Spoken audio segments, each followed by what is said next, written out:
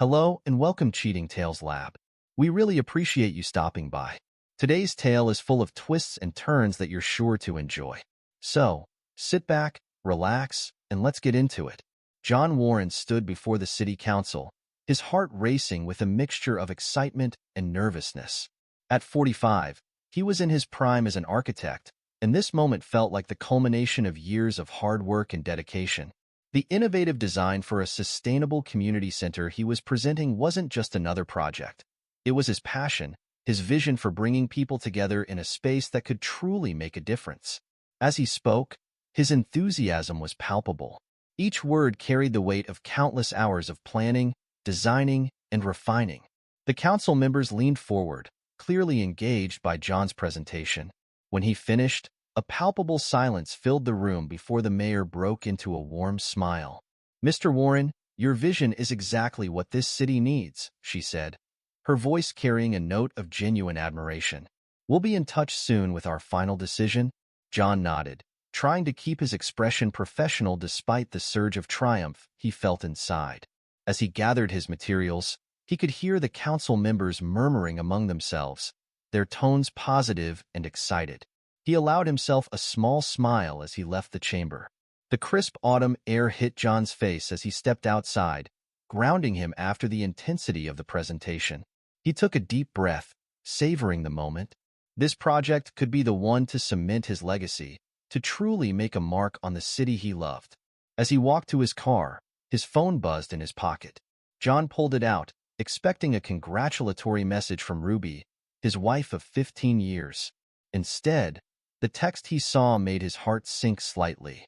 "Working late again. Don't wait up," John sighed, pocketing the phone without replying. It wasn't the first time Ruby had sent such a message, and lately, they seemed to be coming more frequently. A small voice in the back of his mind whispered that something wasn't right, but he pushed it away. Their relationship had been strained recently, but he attributed it to the stress of his big project. Once things settled down, they'd have time to reconnect. Little did John know, the storm brewing in his personal life would soon make his professional triumphs seem insignificant in comparison. Later that evening, John sat in his home office, the glow of his computer screen illuminating his focused expression. He was reviewing some final tweaks to his design, determined to perfect every detail. The house was quiet, Ruby's absence a tangible thing in the stillness. Needing to send an urgent email to a colleague, John realized he'd left his laptop in the car. Rather than trudge outside, he decided to use the shared computer in the living room. As he sat down, he noticed Ruby had left her account logged in. He was about to sign out when a message caught his eye. It was from Ruby to her mother, and the content made his blood run cold. "Once I have enough of his money in my own account, I'll leave him and tell the police he abused our housekeeper. That should put him away for a long time." John stared at the screen, his mind refusing to process what he was seeing. The woman he'd loved and trusted for 15 years was plotting to destroy him. In an instant, his world shattered. The future he'd imagined, building his career, growing old with Ruby, crumbled to dust. For a moment, white-hot anger coursed through his veins. He wanted to confront Ruby, to demand answers, to shake her until she explained how she could betray him like this. But as quickly as the rage came, it subsided, replaced by a cold, calculated fury. John forced himself to remain calm. He knew he needed to act strategically. Over the next few days, John became a master of deception. On the surface, he maintained his usual routine, going to work, discussing the community center project, even sharing meals with Ruby when their schedules aligned. But beneath this veneer of normalcy, he was meticulously gathering evidence.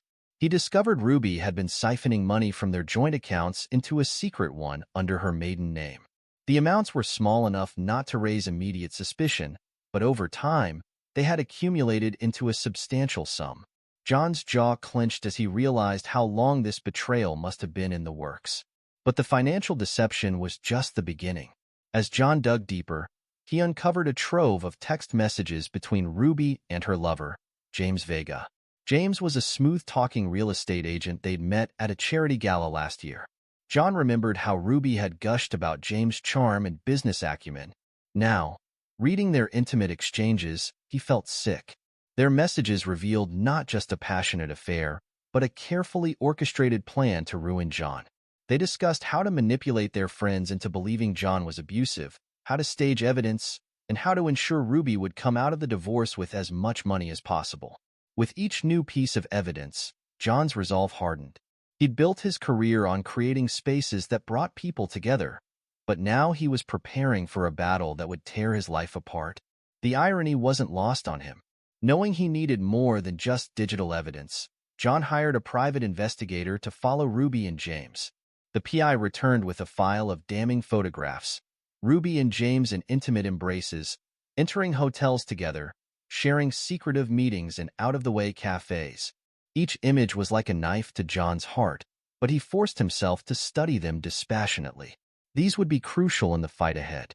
Armed with this mountain of evidence, John contacted his lawyer, Wade Potter. Wade had been a friend for years, and John trusted him implicitly. When John laid out the situation, Wade's usually jovial face turned grim. "John, this is serious," Wade said, his voice low and urgent as he reviewed the evidence. "We need to move quickly and decisively. If what you've uncovered is true, and it certainly seems to be, Ruby and James could destroy your life if they act first." Together, they formulated a plan. John would drain Ruby's secret account, gather all evidence of her plot and the affair, and disappear before she could enact her scheme. It was a risky move, but staying put was even riskier. "Are you sure about this, John?" Wade asked, concern evident in his eyes. "Once you set this in motion, there's no going back. Your life as you know it will be over." John met his friend's gaze steadily. "My life as I knew it ended the moment I read that email, Wade. Now it's about survival, and making sure justice is served." Wade nodded, impressed by John's resolve. "All right then, let's get to work."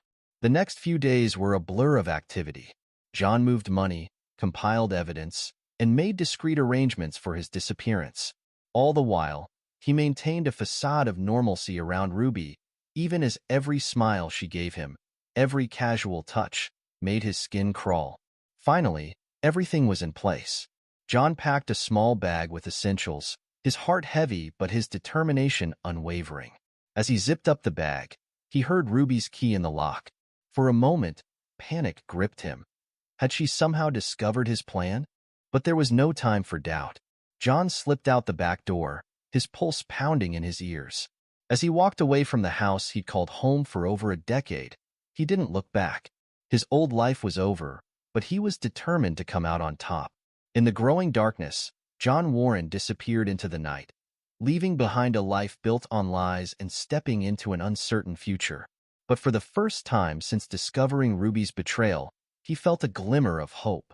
The storm was coming, but he was ready to weather it. Ruby Warren's heels clicked against the hardwood floor as she entered the empty house. The silence that greeted her was unusual, even unsettling. "John," she called out, her voice echoing through the rooms. No response. A frown creased her perfectly made-up face as she moved from room to room, each one as empty and silent as the last. Something was off. John was always home at this hour, usually buried in his work in the home office. As the realization that John was indeed gone sank in, a cold tendril of fear wormed its way into Ruby's stomach. She rushed to their shared computer, fingers flying over the keyboard as she logged into their joint accounts. Her eyes widened in shock, mouth falling open as she stared at the screen. The accounts had been drained. Every last cent, gone. "That bastard," she hissed, hands clenching into fists. "He knows." Panic rising in her throat, Ruby grabbed her phone and dialed James with trembling fingers. He picked up on the second ring. "He knows," she spat into the phone, not bothering with pleasantries. "That bastard took everything and disappeared." James's smooth voice came through the line, tinged with confusion. "Whoa, slow down, baby. What are you talking about?" "John." Ruby nearly screamed. "He's gone, James. And he took all the money with him. He must have found out about our plan." There was a moment of silence on the other end. When James spoke again, his voice had lost its usual cockiness. "I'll be right there." 20 minutes later, James Vega strode into the Warren residence, his tailored suit and slicked-back hair a stark contrast to the chaos unfolding around him. Ruby was pacing the living room, her earlier composure completely shattered. "We need to find him before he goes to the police," James said, his own arrogance replaced by a palpable fear. He ran a hand through his hair, messing up its perfect arrangement. Ruby whirled on him, eyes flashing. "No," she snapped. "We stick to the plan. We'll say he abused the housekeeper and fled. It's our word against his." James stared at her, momentarily taken aback by her vehemence. "But Ruby, if he has evidence, he doesn't—" Ruby cut him off. "He can't." We were careful, but even as she said the words, doubt crept into her voice. Had they been careful enough? Little did Ruby and James know, their every word was being recorded. John, always meticulous in his planning, had installed hidden cameras throughout the house before his departure. Their panicked conversation was providing even more damning evidence against them. As Ruby and James continued to argue, their voices rising and falling in waves of accusation and fear, the cameras silently captured it all. John's foresight was proving to be their undoing. Each word they spoke another nail in the coffin of their scheme. Meanwhile, across town, John Warren was checking into a small, nondescript motel under an assumed name. The room was a far cry from the luxurious home he'd shared with Ruby, but it would serve its purpose. John set his bag down on the worn carpet and took a seat at the rickety desk. From his bag, he pulled out a laptop and a stack of folders. Despite the turmoil in his personal life, John was determined not to let Ruby and James's betrayal derail his career. Over the next few days, John divided his time between meticulously organizing the evidence against Ruby and James and focusing on his community center project. The work provided a welcome distraction from the pain of betrayal, allowing him to channel his emotions into something productive. As he pored over blueprints and design specifications, John's mind occasionally wandered to Ruby and James. He wondered what they were doing, how they were reacting to his disappearance. A part of him, the part that still ached from their betrayal, hoped they were suffering. But John pushed those thoughts aside. He couldn't afford to dwell on the past. He had a future to secure, both personally and professionally. Back at the Warren residence, Ruby and James were putting their plan into action. They had decided to go to the police, spinning a tale of John's alleged abuse and sudden disappearance. Ruby had spent hours practicing her story in front of the mirror, perfecting the right mix of fear and vulnerability. James had coached her, drawing on his experience in sales to help her craft a convincing narrative. As they sat in the police station, waiting to speak with a detective, Ruby leaned close to James. "Remember," she whispered, "stick to the story. No matter what they ask, don't deviate." James nodded, his jaw set in determination. He reached out and squeezed Ruby's hand, a gesture of reassurance that was captured by the security cameras overhead. Detective Kane Hamilton entered the room, his weathered face set in a neutral expression. He'd seen countless cases of domestic abuse over his career, but something about this one felt off from the start. "Mrs. Warren," he began, his tone professional but not unkind, "can you tell me what happened?" Ruby launched into her prepared story, her voice trembling at all the right moments. She painted a picture of John as a monster, a man who presented a charming face to the world while terrorizing those at home. He would get so angry," Ruby said, her eyes welling with carefully practiced tears. "The smallest things would set him off. But he was always so careful not to leave marks where people could see." James nodded solemnly, playing the part of the supportive friend. "I had no idea," he added. John always seemed so calm and collected in public. Detective Hamilton listened, his expression unchanging. Years of experience had taught him to reserve judgment until he had all the facts. And something about this case was raising red flags. "Mrs. Warren," he said when Ruby had finished her tale, "these are serious allegations. We'll need to speak with your housekeeper." Ruby paled slightly, her composure slipping for just a moment. "Of course," she said, her voice wavering. She's very traumatized. It might take some time to convince her to come forward." Detective Hamilton's eyes narrowed almost imperceptibly. The hesitation in Ruby's voice, the quick glance she shared with James, it all added to his growing suspicion that there was more to this story than met the eye. I understand, he said carefully. Please let us know as soon as she's ready to talk. Her testimony will be crucial to our investigation. As Ruby and James left the police station, they felt a mix of relief and anxiety. They had taken the first step in their plan, but the detective's questions had unsettled them both. Do you think he believed us? James asked as they walked to the car. Ruby shot him a glare. Of course he did. We were convincing. Now we just need to figure out what to do about the housekeeper. What Ruby and James didn't know was that their plan was already beginning to unravel. While they had been spinning their tale to Detective Hamilton, John had made his move. From his motel room, John had sent an anonymous tip to Detective Hamilton, along with a portion of the evidence he'd gathered. The package included financial records showing Ruby's embezzlement, text messages between Ruby and James discussing their affair and their plot against John, and a sample of the video footage from the hidden cameras in the house. When Detective Hamilton returned to his desk after interviewing Ruby and James, he found the package waiting for him. As he went through its contents, his eyes widened in disbelief. The evidence painted a completely different picture than the one Ruby and James had presented. Without wasting a moment, Detective Hamilton picked up his phone and dialed. Mrs. Warren, Mr. Vega, I need you to come back to the station immediately, he said, his tone now stern and authoritative. There are some inconsistencies in your statements that we need to discuss. Ruby and James exchanged nervous glances as they sat once again in the interview room. The detective's demeanor had changed dramatically since their last meeting. Gone was the sympathetic listener. In his place sat a man who looked like he was about to spring a trap. Mrs. Warren, Mr. Vega, Detective Hamilton began, his voice cool and professional. I have some questions about your earlier statements. There seem to be some inconsistencies that I'd like to clear up. Ruby forced a confused smile. Of course, Detective. We want to help in any way we can. What seems to be the problem? Detective Hamilton laid out a series of documents on the table. Can you explain these bank transfers, Mrs. Warren? Large sums of money being moved from your joint accounts with Mr. Warren to an account under your maiden name. Ruby's face drained of color. She opened her mouth to speak, but no words came out. James jumped in, his salesman's instincts kicking in. Detective, I'm sure there's a perfectly reasonable explanation for. I'm not finished, Mr. Vega. Hamilton cut him off sharply. He then produced a stack of printed text messages. Perhaps you'd like to explain these exchanges between the two of you? They seem to detail quite a different story than the one you told me earlier.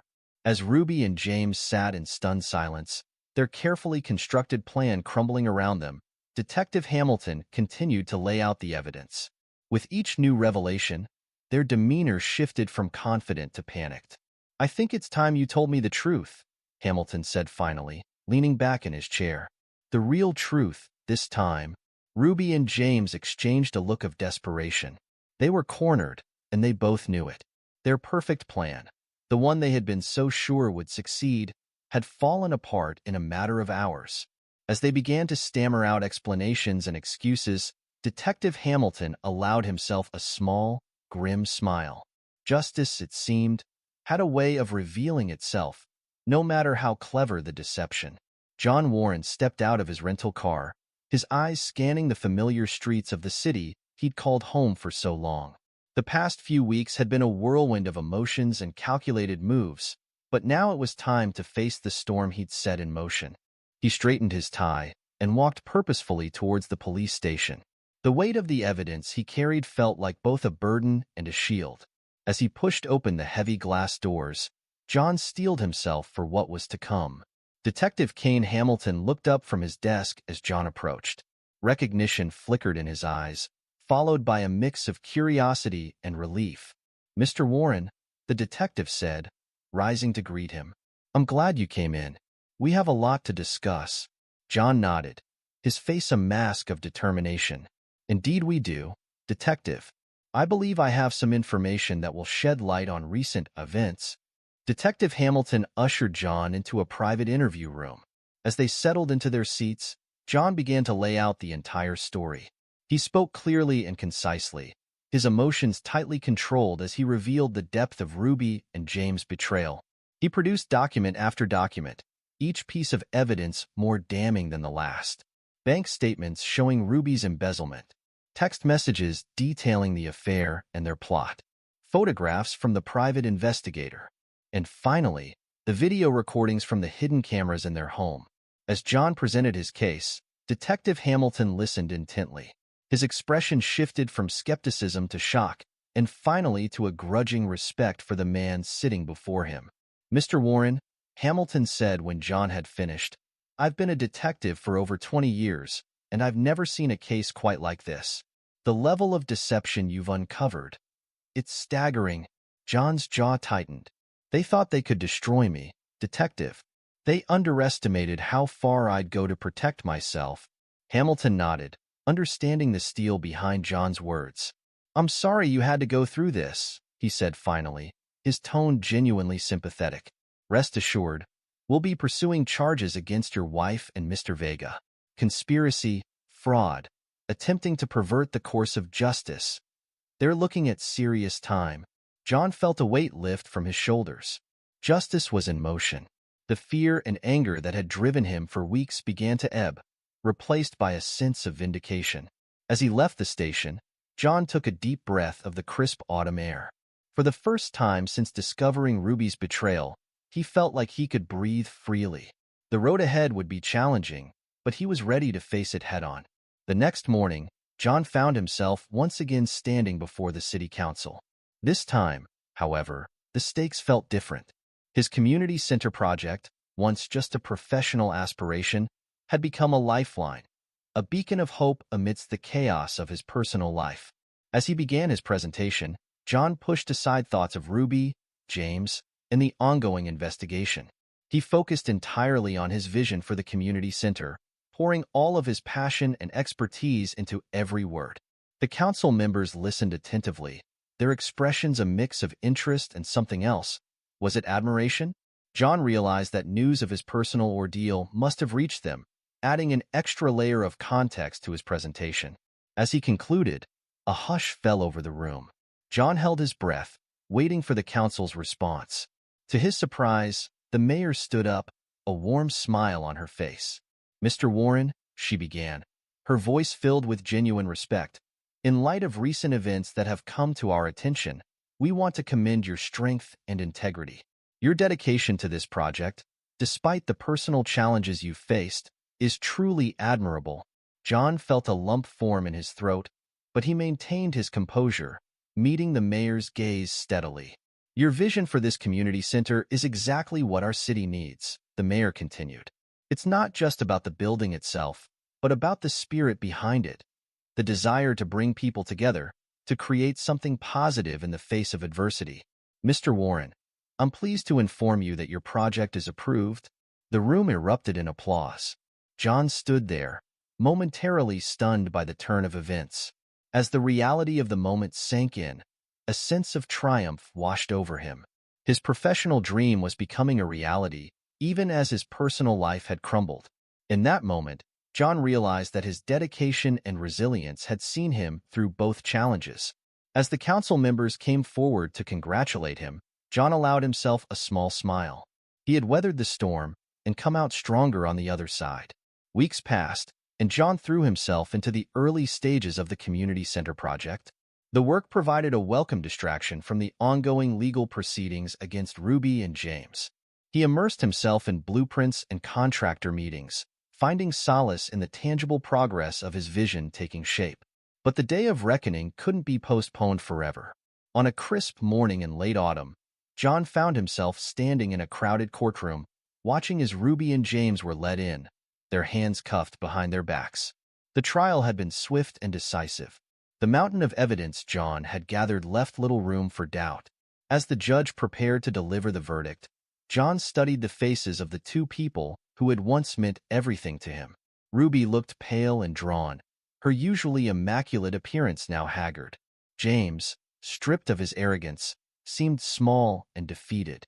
As the judge pronounced them guilty of conspiracy, fraud, and attempting to pervert the course of justice, John felt no satisfaction, only a profound sense of closure. As Ruby and James were led away, Ruby caught John's eye. "I'm sorry," she mouthed, her face a mask of regret and fear.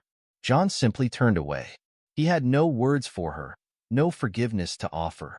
Their chapter was closed, and he was ready to move on. Leaving the courthouse, John's eyes were drawn to a construction site across the street. The foundation of his community center was being laid, the skeleton of the building beginning to take shape. It struck him as a powerful symbol, new beginnings rising from the ashes of betrayal and deceit. That evening, John sat in his new apartment, a glass of whiskey in hand. The space was smaller than the house he'd shared with Ruby, but it felt more like home. As he looked out over the city skyline, he reflected on the brutal journey he'd endured. He had lost his wife and the life he'd known, but he'd maintained his integrity. He'd faced betrayal and come out stronger, more resilient. The man who sat here now was not the same one who had stood before the city council all those weeks ago, blissfully unaware of the storm about to break. As John sipped his whiskey, he felt a sense of peace settle over him. The future, he realized, was full of possibilities. He had his health, his career, and a renewed sense of purpose. Whatever challenges lay ahead, he was ready to face them. Setting down his glass, John turned to his drafting table, where the latest plans for the community center lay spread out. Tomorrow would bring new challenges, new opportunities to make a difference. And John Warren was ready for all of it. This is where our story comes to an end. Share your thoughts in the comment section. Thanks for your time. If you enjoy the story, please subscribe to this channel. Click on the video you see on the screen, and I will see you there.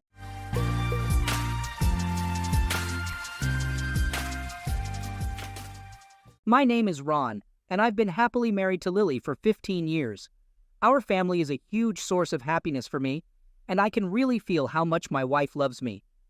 Our marriage has grown in a way that makes me very happy. We're parents to two fantastic daughters in their early teens. Both of us have steady jobs. I work at a security company, and Lily is a voice translator at a film studio. We're healthy and live in a beautiful house in a nice area of the city. Life is great, and I don't think it could be any better. After our younger daughter was born, Lily gained some weight. However, her beautiful blue eyes, which stand out more behind her glasses, she doesn't use contact lenses because they bother her eyes when she reads or does paperwork, make her even more attractive. I'm deeply in love with Lily, and I know she loves me just as much. We have two amazing daughters, a comfortable house, and we don't worry about money. Everything was perfect in my life, but then something bad happened after 15 years of marriage that could change everything and ruin my once perfect and happy life. Lately, Lily began a routine of hanging out with her women colleagues at various bars every other Friday. They rotate among 3 or 4 places they like. She goes out these Fridays to chat and relax after work, as she often tells me. I'm okay with her going out by herself. I get home by 4:30 every day to look after our daughters when she's out with her colleagues. On those nights, I make dinner for the girls and help them with homework, which I really enjoy. She typically gets back by 8, and then we spend the whole weekend together doing fun family activities and eating out with our daughters on Saturday night. But in recent months, she's been getting home later, around 10, on these girls' nights, and I've noticed she's had a few drinks.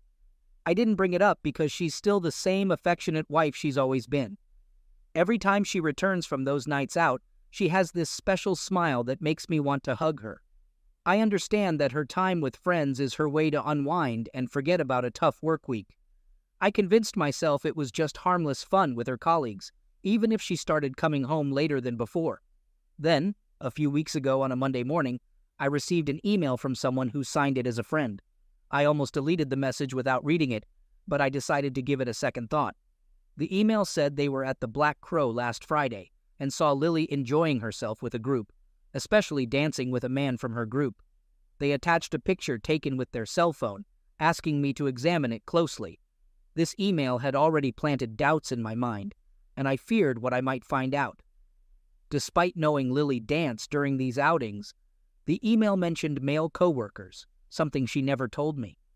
I always thought it was only her female friends, even though she could have been dancing with someone already at the Black Crow, not part of their group. A lump formed in my throat, and I started feeling uneasy about the whole situation. Despite my reservations, I opened the attachment. The moment the picture appeared, I noticed it wasn't perfectly centered, suggesting the photographer was cautious to avoid being seen. I observed my wife's coworkers, both male and female, sitting at a long table in the background. The picture was somewhat blurry, but I could still make out my wife on the right side of the dance floor. She wore her beige blouse with red flowers and green leaves, along with matching brown slacks, the same outfit from her last girls' night out. So I deduced the picture was taken the previous Friday when she arrived home later than usual at 10:30, giving me a hug and her usual smile. In the photo, she was on the dance floor with a tall young man, embracing tightly with both arms around his neck. To say I was shocked would be an understatement. I couldn't recall ever dancing like that with Lily or any other girl in public. The man's lower body pressed tightly against her, and it seemed she could feel his hardness rubbing against her. He had to be aroused, as it's impossible not to be in that situation. Strangely, Lily didn't seem bothered. On the contrary, she appeared happy, pushing herself against him as they locked eyes. My wife, the mother of my daughters, was in the arms of a stranger, behaving provocatively in public. I couldn't believe what I saw. She wouldn't dance with me like that in public. Why was she letting a stranger act this way? Or was he truly a stranger? Doubt firmly took hold in my mind and grew fast, beyond my control. Various scenarios of my wife with other men played out, making me feel sick. I rushed to the bathroom where I threw up my breakfast. Lily, my wife, was acting inappropriately in public. Was she having an affair? How could she do this to me and our two daughters? Many questions flooded my mind. Who was that man? Did they work together? How long had this been happening? Why was she involved with him? Update. For the next 30 minutes, I stayed in my office bathroom, trying to clear my thoughts. Gradually, new emotions started emerging. Disappointment, sadness, and anger, followed by a strong desire for revenge. A range of intense emotions took over me, creating a whirlwind of reactions. I felt the urge to kick Lily, to hug her and ask her to stop, or even consider divorcing her. Then, a moment later, I'd think of forgiving her and giving her another chance. As I sat on the toilet, I thought I was losing my mind. Eventually, I regained control, deciding to do nothing but wait and watch Lily before taking any action. Making emotionally influenced decisions without knowing the full truth wouldn't make sense. I needed to wait and not tell her about what I already knew. Simultaneously, I was determined to get to the bottom of it all, one way or another. I had to get solid proof of what was going on. Was she cheating on me, or was she just having exaggerated fun? However, I already knew she had lied by omitting the whole truth about her evenings out with the girls. Her movie studio was only a couple of blocks away from my workplace. Since I was often on the road for work, checking on Lily was easy. The next day, at 11:30, I parked at the end of her workplace's parking lot. Feeling relatively safe with tinted windows, I watched the exit door until 1 o'clock, but she never came out. I repeated this for the rest of the week, and on Friday at 12:15, I saw Lily and 3 others, a woman and 2 men, get into a black BMW. Lily sat in front next to the driver, and they drove away. Naturally, I followed them. They drove downtown, entered the parking lot of a fancy restaurant, and I observed them laughing as they went inside.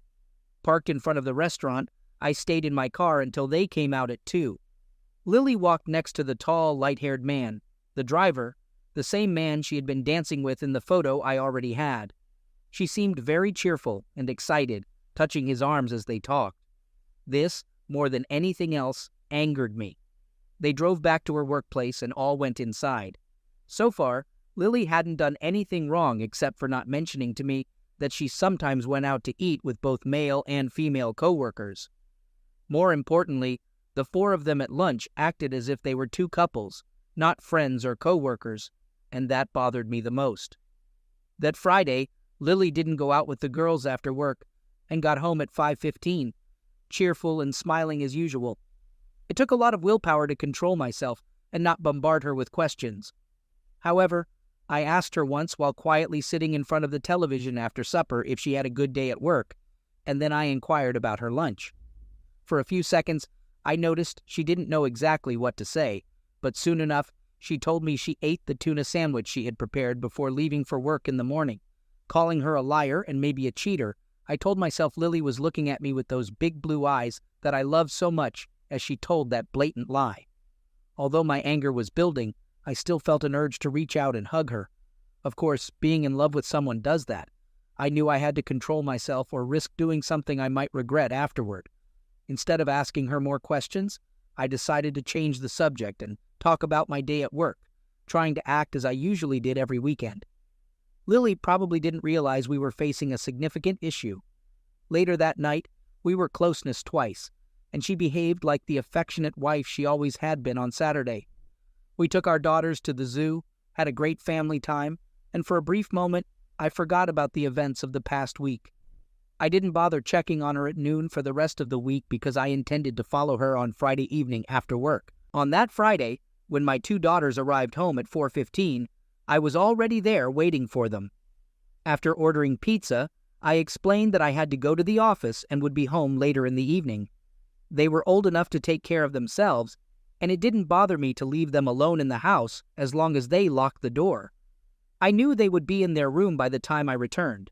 At exactly 5, I got into my car and drove to Lily's workplace. I observed her getting into her car, and as she left the parking lot, she turned away from our home, heading to a pub for her evening out with the girls. I had no trouble following her, as there was a convoy of 6 cars between my SUV and her Toyota, all driving in the same direction towards a pub, watering hole, or a dance hall, whatever you want to call it. 10 minutes later, I saw Lily's Toyota and the other 6 cars entering the parking lot next to a combination bar restaurant called the Glass Shoe. I stayed in my car, parked at the other end when everyone was inside.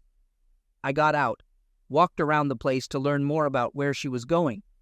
The pub was relatively distant from other buildings, surrounded by parking spaces. 2 sides bordered streets, and the other 2 were defined by a well-trimmed, 5-foot-high cedar hedge, in front of which were parking spaces. I noticed the black BMW from the convoy, which Lily had gotten into for the restaurant the previous Friday. It was now parked separately in front of the cedar hedge, away from the other cars. I observed separate sets of doors, one for the restaurant and another for the bar. There were fire doors at the back for both, but those were for emergencies only. Another entrance on the other side, where most cars were parked, also led to the bar. However, Lily's group had entered through the door for the restaurant part of the building. I returned to my car and began changing into clothes I had brought for the occasion. I wore a baseball cap and a black windbreaker. Then I added a pair of glasses to my disguise.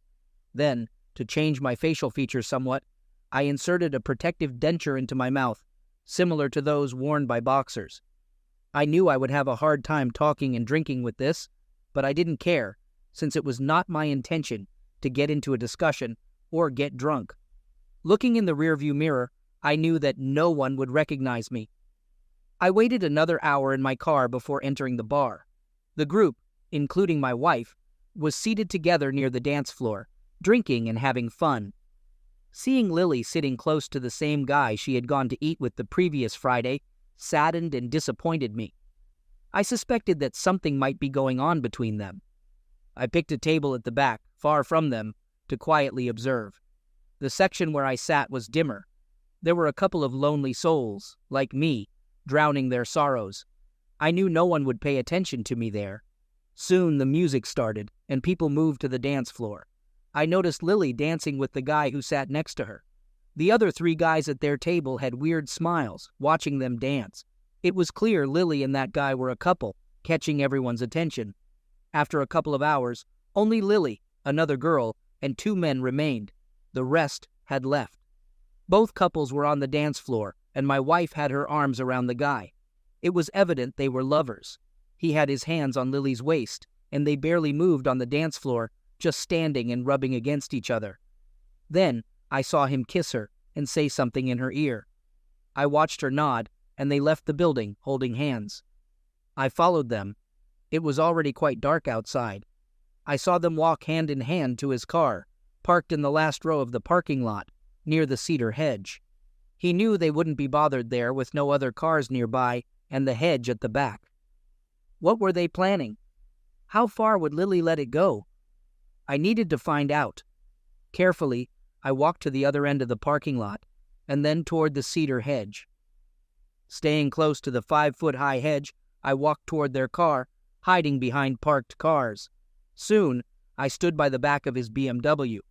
At first, I saw no one inside due to the darkness. As I moved closer, attempting to look inside, the deeply tinted windows revealed nothing, but I heard muffled voices. Feeling desperate, I debated whether to intervene or wait to catch Lily in the act. After a brief moment, the decision was no longer mine. When I noticed the car shaking rhythmically, the guy was fooling around with my wife. I couldn't contain my rage. I yanked the door open, flooding the car with light, revealing my wife, Lily, lying on her back with her lover on top of her, caught red-handed. Having removed my disguise, Lily's eyes met mine, her expression shifting from bliss to shock in seconds. She mumbled an apology, urging me not to act rashly. Then, with urgency, she declared it meant nothing and asked me to wait for her, claiming she was going home. Slamming the door shut, I walked away, heading straight to my car. By the time I left the parking lot, Lily was already halfway to me, shouting for me to wait. Update. Lily arrived home less than 5 minutes after I did, appearing disheveled with messy hair and crumpled clothes. Tearfully, she approached me. She expressed deep remorse, apologizing for hurting me and breaking our marriage vows. Lily claimed that had she known I was being betrayed, she could have engaged in similar indiscretions. Despite her pleas, I felt an unexpected surge of anger. Her apologies continued as she insisted that her actions meant nothing to her, professing love for me and emphasizing the importance of our family. Overwhelmed, she cried, hiding her face and eventually sitting on the couch due to shaky legs.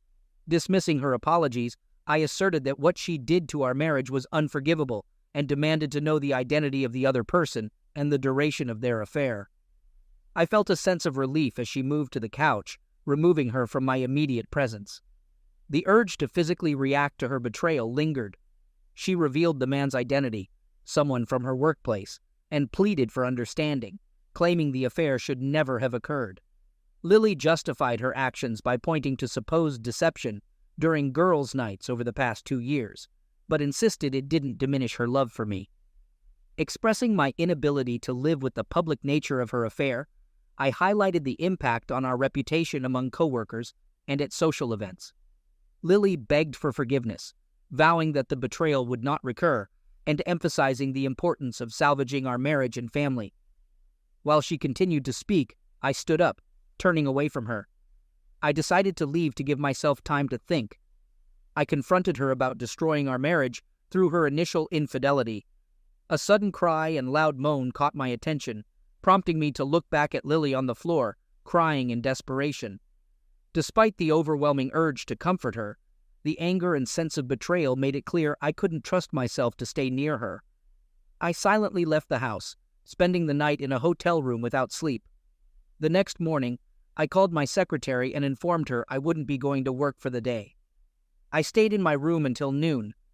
After grabbing a quick bite at the hotel restaurant, I passed by my house on the way to the office. There was a green Toyota in the driveway, which I recognized as Francine's, Lily's sister. At least I thought my daughters had their aunt's company along with that of my cheating wife, providing a bit of comfort. What I didn't know then was that Lily was in the hospital. After leaving the house the previous evening, explaining the situation to her sister on the phone, Lily had a breakdown. It was only once I reached my office that I got the news. Francine, Lily's sister, called me, and we had a lengthy conversation. She explained that Lily was emotionally distressed and crying constantly. Less than an hour after I left the house the previous evening, my eldest daughter called Francine, saying Lily was delirious and I was not home. Francine then talked to her sister and promptly called an ambulance when she realized Lily's condition. Francine let me know she was still at my house, taking care of my 2 daughters for a few days. She strongly suggested that I visit my wife at Santa Mary's hospital in town. After the call ended, I was beyond shocked. Had I been selfish the previous evening? Did I abandon my family when they needed me the most? Maybe. But one thing was clear. If I stayed in the house with her that evening, there was a chance, however small, that I might have become violent due to what she had done. Yes, she wrecked our marriage, but until yesterday, I didn't see myself as someone who avoided problems. Was that exactly what I had done? Lily and I faced a significant problem, undoubtedly. But was that reason enough for me to abandon my family when they needed me? I felt terrible. Sitting behind my desk, I started crying, questioning if there could have been another way, a better way. with forgiveness and maybe reconciliation a slim possibility. Of course, this mess was Lily's doing. She was entirely responsible for giving another man what should have been mine alone. However, breaking my marriage would hurt my 2 daughters too much. There had to be another solution. That's when I thought of forgiveness with retribution. Once I recovered from the shock of learning about Lily's hospitalization, I got in my car and drove to the hospital. I had no idea what I would say to her, but one thing was certain. I was going to face the situation and find out exactly what she had done. Now I find myself lying in a hospital bed. A thought crosses my mind, recalling something my mother used to say. Cheaters always face consequences one way or another. Ron and I tied the knot when I was 20, and we were genuinely happy. We had 2 amazing daughters, a lovely home in a great neighborhood, and financial stability. More importantly, I loved my husband, and I knew he loved me back. When my youngest daughter turned 6, I landed a job at a film studio near Ron's workplace. With the fall of the Iron Curtain and the gradual democratization of communism, there was a high demand for U.S. films in Ukraine. Being fluent in Ukrainian and having acting experience from university, I secured a position as a female voice translator for English films, translating them into the Ukrainian language. It was a fantastic job with good pay, and I excelled at it. After 5 years, a new voice translator named Viktor Deninko joined us. He was a tall, attractive man in his late 20s with dark blonde hair. Most girls at the studio had a crush on him, but he seemed oblivious to the attention. Vic, born in the U.S. with Ukrainian-speaking grandparents, was perfectly bilingual. We started working together often, and a deep friendship developed between us. That's when my troubles began. Without realizing it, I found myself thinking I was in love with him. Initially, he treated me like the other girls, discussing work matters, and we worked well together. Eventually, he started joining us on alternate Fridays, and our friendship grew into something deeper. We became more than just colleagues. We became good friends. I confided in him about my life, sharing things I had never told my husband, especially when Vic began joining us at the pubs. My first mistake was not telling Ron that our girls' night out was now mixed. I enjoyed Vic's company and didn't want to share his attention with my husband on those nights. Our friendship turned into something deeper, and we found ourselves dancing together frequently. I didn't realize how far things had gone until one evening, while dancing to a slow song, he kissed me passionately. It wasn't a friendly or family kiss. I was shocked. That's how it all started. The following Friday, he found an excuse to take me out of the pub, and we engaged in closeness moments in his car. From there, our passion escalated, and soon we were engaging in more explicit activities in the backseat of his car. Despite feeling guilty when I got home, I made sure to show Ron the love he deserved. However, I failed to realize that Ron, as my husband, deserved my complete love, and I shouldn't have given any of it to Vic. Working with Vic every day made it impossible to keep away from him. Gradually, even at work, we developed the habit of hugging and kissing when no one was around. From my perspective, this behavior with Vic didn't diminish my love for Ron. I still would have given my life for him, and I had no intention of hurting him with my affair with Vic. I was wrong. Making love with Vic wasn't better than making love with my husband. By the time Ron found out about my affair with Vic, we had been lovers for 4 months.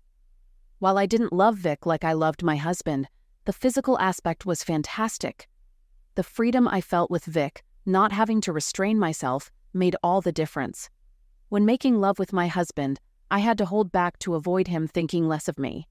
With Vic, I had no such restrictions since I didn't care what he thought about me. This was the main reason I did things with Vic that I had never done with my husband.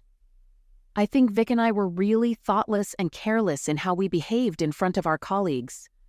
Vic didn't care much since he wasn't married. But because of our public behavior, it was only a matter of time before my husband found out about me and Vic from a jealous coworker. We should have been more discreet.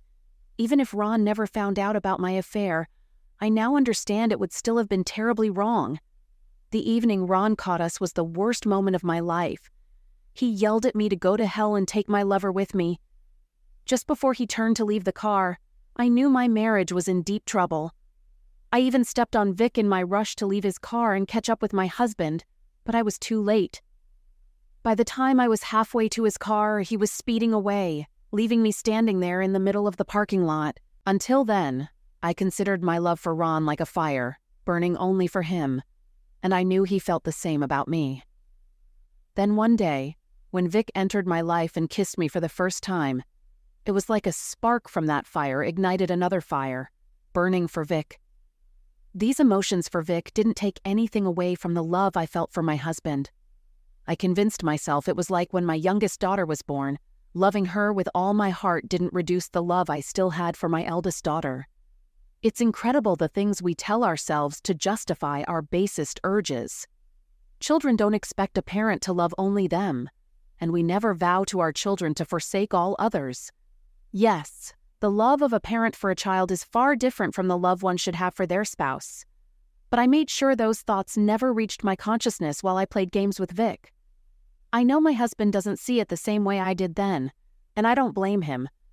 I understand that if the roles were reversed and he had another woman in his life, I would be devastated. Human thoughts and emotions are mysterious, and sometimes we shouldn't try to reason them. So now I'm here in a hospital bed. Each time I wake from my dreamless rest, I start thinking about the events of the last few months. I cry and feel sorry for myself. Then the nurse injects me again with something, and I sleep once more. A wonderful sleep that allows me to forget everything. I wish I could never wake up again and find peace with myself. But each time, just before I pass out, I see a picture of Ron and me on our wedding day. Oh, God help me. My children, my husband, I can't leave them. I must fight the urge to hide on the other side. Life is a never-ending combat. My father once told me, if you stop fighting, then you had no right to be living in the first place. I am alive. Ron and my daughters are alive, and I will live also. After all, they are the loves of my life. Yes, I will fight for my husband and my family. To me, Vic is just dirt now. He had absolutely no right to be in my life in the first place. If Ron allows me, I will be once again and for the rest of my life, the faithful wife I used to be. When I wake up, how long in the future? I don't know. But I will come back into my family's world. Of that, I am certain.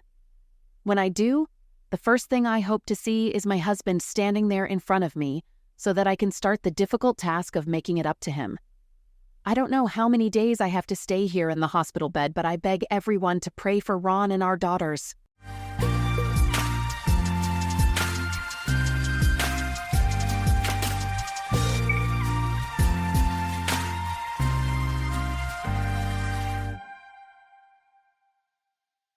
Welcome to another story of Cheating Tales Lab. We're grateful for every single one of you who's joined us today. We've got an interesting story that we hope will keep you hooked. Let's start. The Chicago Fire Department's Tactical Rescue Unit had just completed a grueling 24-hour shift. Roderick Conway's muscles ached from rappelling down a 12-story building to save a maintenance worker trapped on a malfunctioning window washing platform. But the satisfaction of a successful rescue made the exhaustion worthwhile. Hell of a save today, Conway. Captain Reynolds clapped his shoulder. Take tomorrow off. You've earned it. Rod hadn't planned to be home on a Tuesday afternoon. His wife Candace had her usual intense training session scheduled, something she never shut up about lately. The house felt unusually quiet as he dropped his gear bag by the door. A notification chimed from the kitchen counter. Candace's iPad lit up, displaying a message preview that stopped Rod's breath cold. My husband's too small to satisfy me. Can't wait for our private session. The sender's name glowed accusingly. Zach Grimes, her personal trainer. Rod stood motionless, years of crisis response training keeping his hands steady as he picked up the tablet. They shared an Apple ID, Candace's idea 6 months ago, claiming it would help them stay connected during his long shifts. The irony twisted in his gut like a knife. More messages popped up in rapid succession. You're so tight from our last workout. Need another deep tissue massage? That new pose you showed me in the private training room. Can't stop thinking about it. Your husband's probably sleeping while we're getting hot and sweaty. Rod's jaw clenched. All those nights Candace had mocked his old man bedtime, knowing full well his rescue shifts left him exhausted. He defended her to his team when she missed award ceremonies and department functions, claiming she was dedicated to her fitness goals. His phone buzzed, his brother Marshall's name lighting up the screen. Rod, got a minute? It's about Mom's medical bills. Rod moved to his home office, closing the door quietly. What's wrong? The specialist wants to try a new treatment protocol. Insurance is fighting it. Marshall's voice carried the weight of concern. Have you talked to Candace about helping? I know you mentioned she'd promised. She's been busy with competition prep. The words tasted bitter now. Rod had been covering their mother's mounting expenses alone, despite Candace's repeated promises to contribute from her fitness business income. That's got to be going well at least, Marshall said carefully. Mom mentioned seeing her post with that trainer. Zach something? Grimes. Rod's voice remained neutral through years of practice handling crisis situations. I should check our accounts, see what we can do for Mom. After hanging up, Rod logged into their joint banking portal. The truth hit harder than any backdraft he'd ever faced. Their savings account, decimated. His inheritance from Dad, specifically set aside for Mom's treatment, had been systematically drained through transfers to Personal Training Solutions LLC, Zach's private company. Thousands of dollars, gone without discussion or consent. Rod downloaded the statements, noting the pattern. The transfers increased as Candace spent more time at the gym, coinciding with her sudden interest in fitness competition. His phone buzzed again. Willard James, his closest friend on the rescue team. Can you swing by the station? Need your eyes on something. 20 minutes later, Rod sat in Will's truck in the station parking lot, watching his friend struggle to find words. Look, brother, there's no easy way. We'll grip the steering wheel. Bridget's been keeping something from me, about Candace. Rod waited, letting years of tactical patience guide his response. They work out at the same time slot. Will continued. Her and Zach. Bridget says. They're not exactly subtle. Tell me, the girls' nights twice a week? They're cover for meetings at his private studio. Will couldn't meet his eyes. Everyone at the station knows. We didn't know how to tell you. Rod absorbed this, remembering all the times Candace had rushed out dressed to kill, claiming female bonding time with Bridget and the other firefighters' wives. How long? At least 6 months. Since she started serious training for competition. Will finally looked at him. What are you going to do? Rod's expression remained composed, but his eyes held the same focus his team recognized from their most dangerous rescues. First, I'm going to make a call. Jillian Martinez answered on the second ring. Rod had pulled her from a high-rise fire 2 years ago, rappelling down 60 stories with her clinging to his back after her office's stairwell collapsed. Roderick Conway. Her voice warmed with recognition. To what do I owe the pleasure? Need your professional services, Jill. The discreet kind. As a private investigator specializing in infidelity cases, Jillian worked quickly. Within days, she'd uncovered Zach's pattern, seducing wealthy clients' wives, recording encounters for potential blackmail. 3 divorces in the past 2 years had ended with quiet settlements after the husbands received anonymous video clips. He's smart, Jillian reported, showing Rod surveillance photos. Private training room has hidden cameras. Gets them hooked on steroids, creates dependency. When they're in deep, he suggests recording their progress for motivation. Any of the videos surface publicly? Never. He keeps them as insurance, threatens to send them to family members or employers if the women don't pay up after their husbands find out. Rod studied the photos, Zach leading Candace into his private studio, his hand inappropriately low on her back. Timestamps showed late-night sessions when Rod was supposed to be on shift. He's never faced someone like you, though, Jillian added. Most of his targets' husbands are executives, desk jockeys, not tactical rescue specialists who rappel down burning buildings for a living. Rod's smile didn't reach his eyes. What's his usual rate for these private sessions? $500 an hour, off the books. Why? Because we're going to make him an offer he can't refuse. The next day, an anonymous email reached Zach's private account, double his rate for comprehensive documentation of sessions with Candace Conway. Every video, every text, every encounter. Zach's response came within minutes. When do we start? Rod closed his laptop, his tactical mind already mapping out the next phases. Like any rescue operation, timing and precision would be everything. In their bedroom, Candace's competition bikinis hung like trophies, price tags still attached. On her nightstand, a framed photo from their wedding day showed a different woman, softer, genuine, looking at Rod with real love. He placed the frame face down. His phone chimed with a text from Marshall. Mom's insurance denied the treatment. Need to talk options. Rod typed back, I'll handle it. You focus on the investigation. Another message popped up, Jillian confirming Zach had taken the bait. Everything was falling into place. Like the fires he fought, Rod knew this situation would get hotter before it was contained. But he'd never backed down from a blaze, and he wasn't about to start now. The next morning, he left for his shift as usual. Candace barely looked up from her protein shake and Instagram posts. Don't wait up, she called out. Got a late training session. Wouldn't dream of it, Rod replied, his voice neutral. Let her think he was still the trusting husband, too exhausted from saving lives to notice her betrayal. Soon enough, she'd learn what his rescue team already knew. Roderick Conway never left anyone behind in a fire, but he also never forgot who started the blaze. The emergency alert pierced through Chicago's summer heat at 3 a.m. A massive forest fire threatened the western county line, already consuming thousands of acres. Rod Conway's tactical rescue team deployed immediately, their heavy gear offering little protection against the inferno's intensity. Team 1, take the North Quadrant, Rod commanded through his radio. Priority is the residential evacuation. Team 2, establish the fire break at Marker 7. Smoke turned the dawn sky apocalyptic orange. Rod coordinated with multiple agencies, directing helicopters and ground teams while personally leading the most dangerous rescues. A family trapped in a remote cabin. An elderly couple refusing to leave their home of 50 years. Each successful evacuation strengthened his team's resolve. His phone buzzed, Candace's familiar ringtone.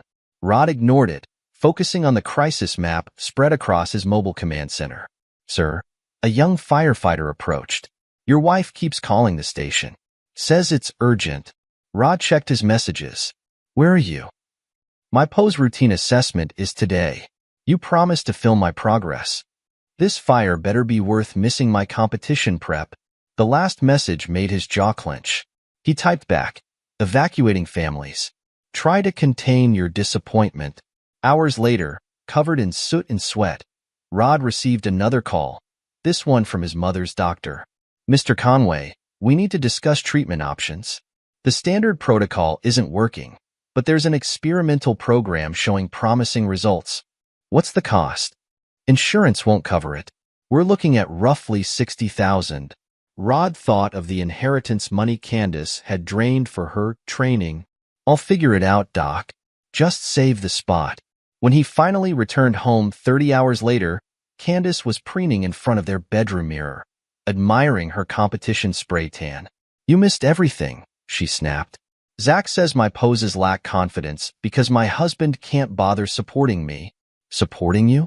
Rod's voice carried the smoke of 100 burning acres. Like you're supporting Mom's treatment? Oh God, not this again.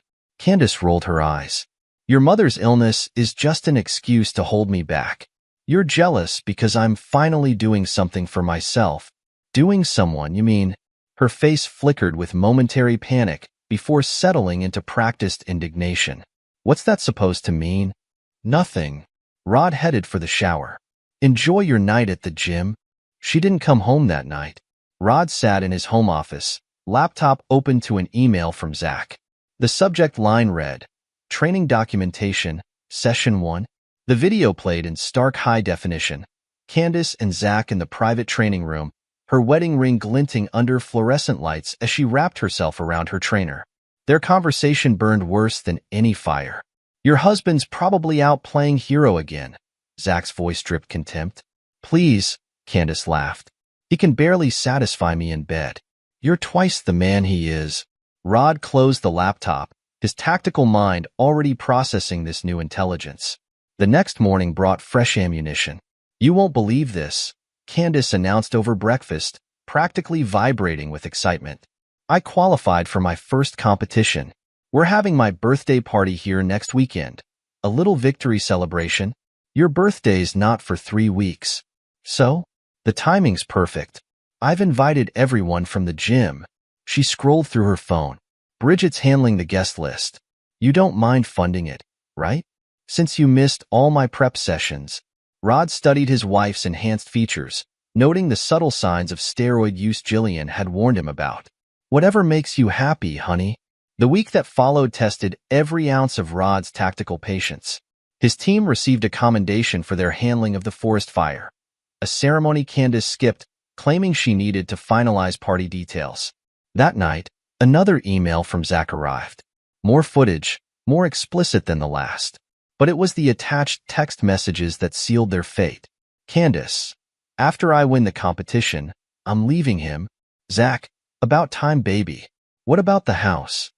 Candace, prenup only kicks in after 5 years. 2 more months and half of everything is mine. Rod forwarded everything to his lawyer, then called Marshall. Need a favor, brother? Background check on everyone attending this party. The results painted an interesting picture. Most of the guest list consisted of Zach's previous clients, wives who'd fallen for his routine. Bridget, Lorraine, others who smirked behind their husbands' backs while enabling Candace's affair. But the most disturbing revelation came from Marshall himself. During their usual Sunday family dinner, he pulled Rod aside. There's something you need to see. Marshall handed over his phone. She tried this last month. I shut it down, but the messages made Rod's blood boil. Your brother doesn't have to know. What happens in the family stays in the family. Winky face. You're the better Conway anyway. She said I wouldn't mind keeping it in the family. Marshall's disgust was palpable. I wanted to tell you sooner, but she threatened to tell Karen about that case we worked undercover. Rod placed a hand on his brother's shoulder. You're telling me now. That's what matters. At the gym, Candace and Zach had grown bolder. They barely tried hiding their relationship, confident in Rod's perceived weakness. During her training sessions, they openly discussed their future plans, thinking no one would dare tell the pathetic husband. But Rod wasn't idle. Each day brought new evidence, meticulously organized and documented. His mother's successful response to the experimental treatment, which he'd funded by selling his prized motorcycle, gave him the final push needed for what came next. The day before the party, Rod visited the station. Need some AV help tomorrow, he told his team. Consider it a training exercise in exposure and containment. Will studied his friend's expression. You sure about this? Some fires need to burn, Rod replied. Just be ready with the metaphorical hoses. He spent that night in his office, finalizing preparations. Candace's laughter drifted up from the kitchen where she planned the party layout with Bridget and the other enablers. It's perfect, he heard her say. Everyone who matters will be there to see it. Rod smiled grimly at his computer screen. She had no idea how right she was.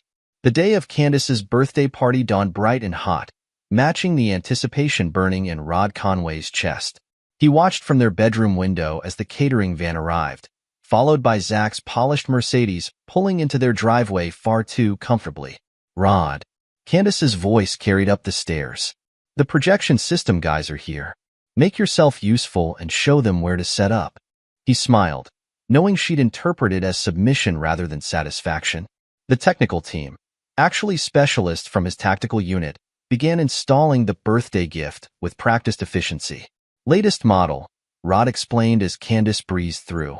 Perfect for showing those fitness videos you love so much. She barely acknowledged him, too busy texting on her phone. Her red dress left little to imagination. The same one she'd bought for competition prep according to their credit card statement. The house filled quickly with Candace's chosen audience. Gym rats in tight clothes, enabling wives who'd covered for her affairs. A few uncomfortable firefighters who'd come out of loyalty to Rod.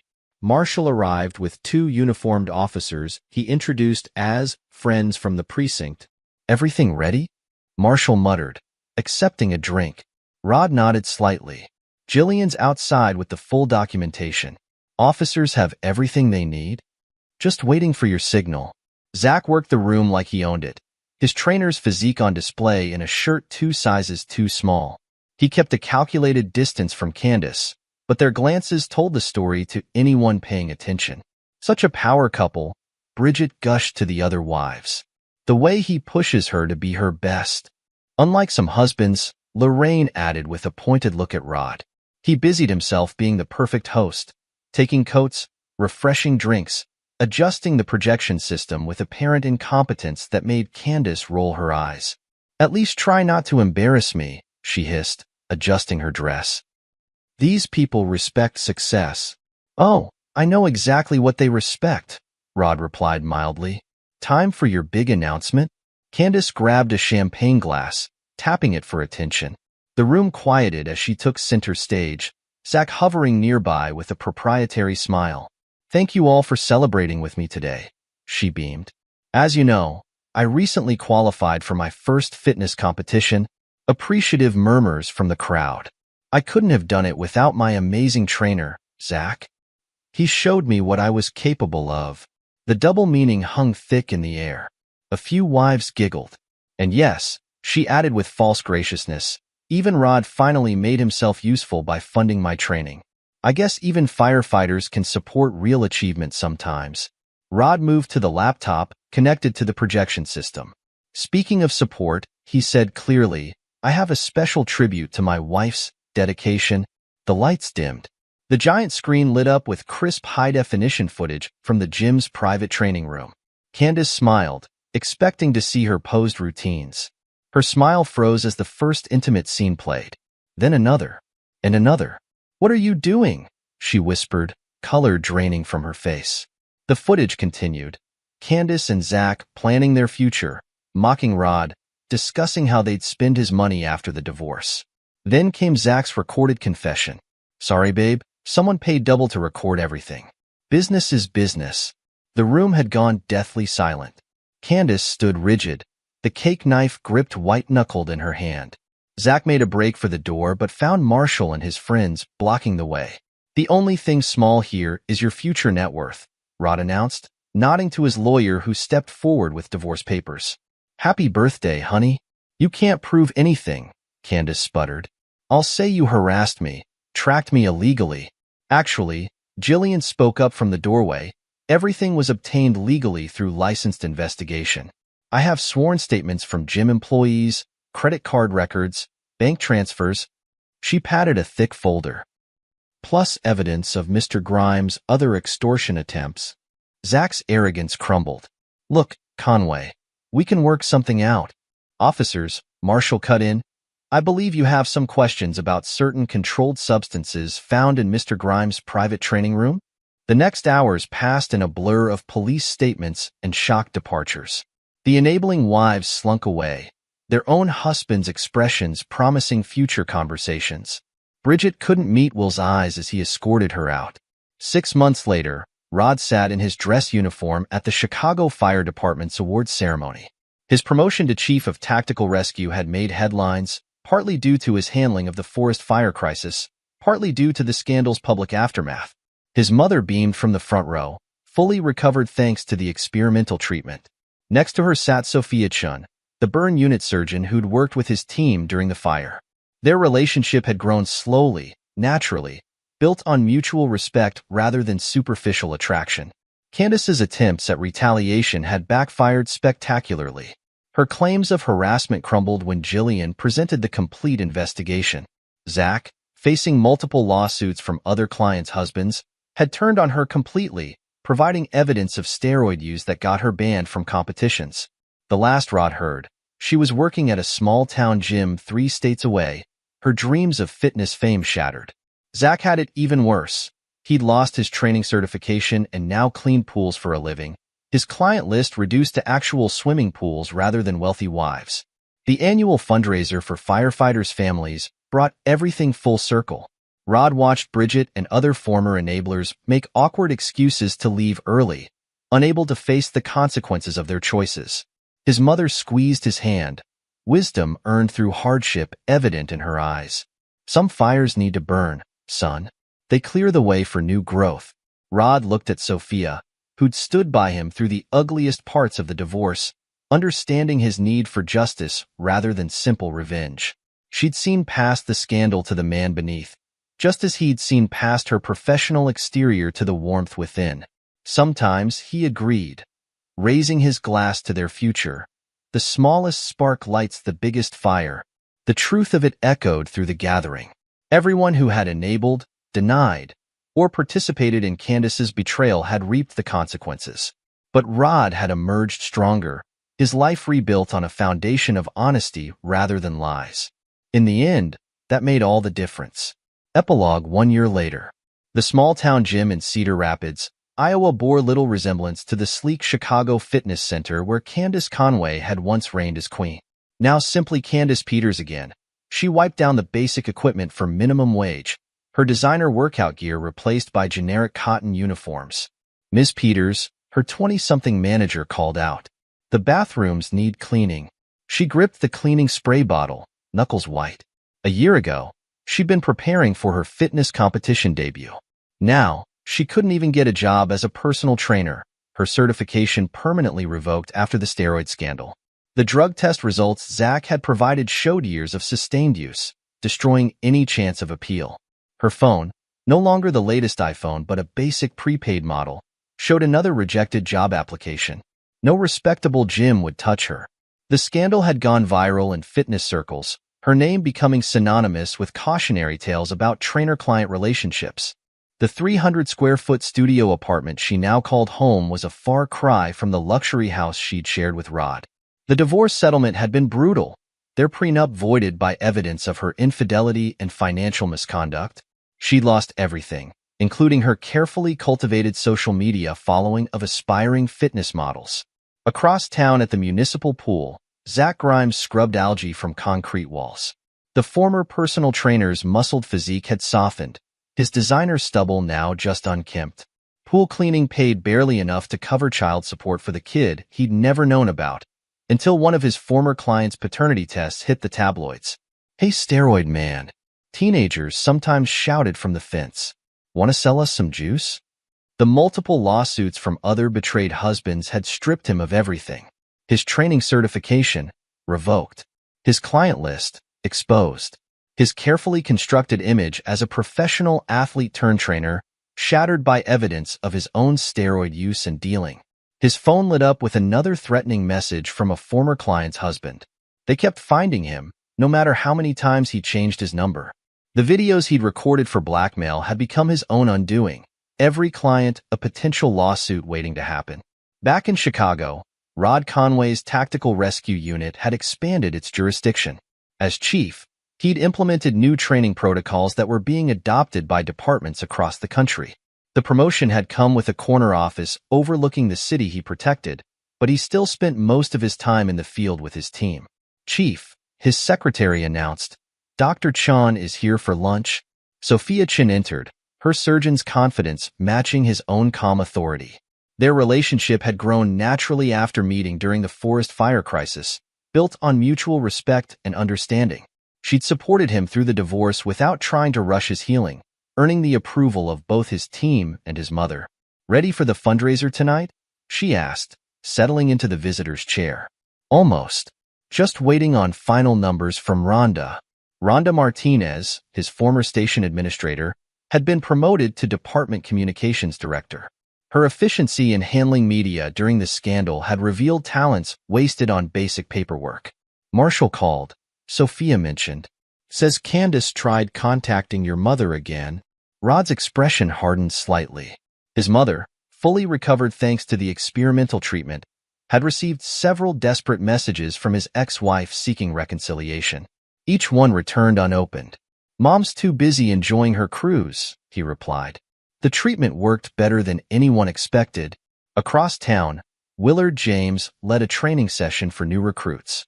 His divorce from Bridget had been quieter than Rod's public exposure, but no less final. The Enabler Wives network had crumbled, each marriage facing its own reckoning.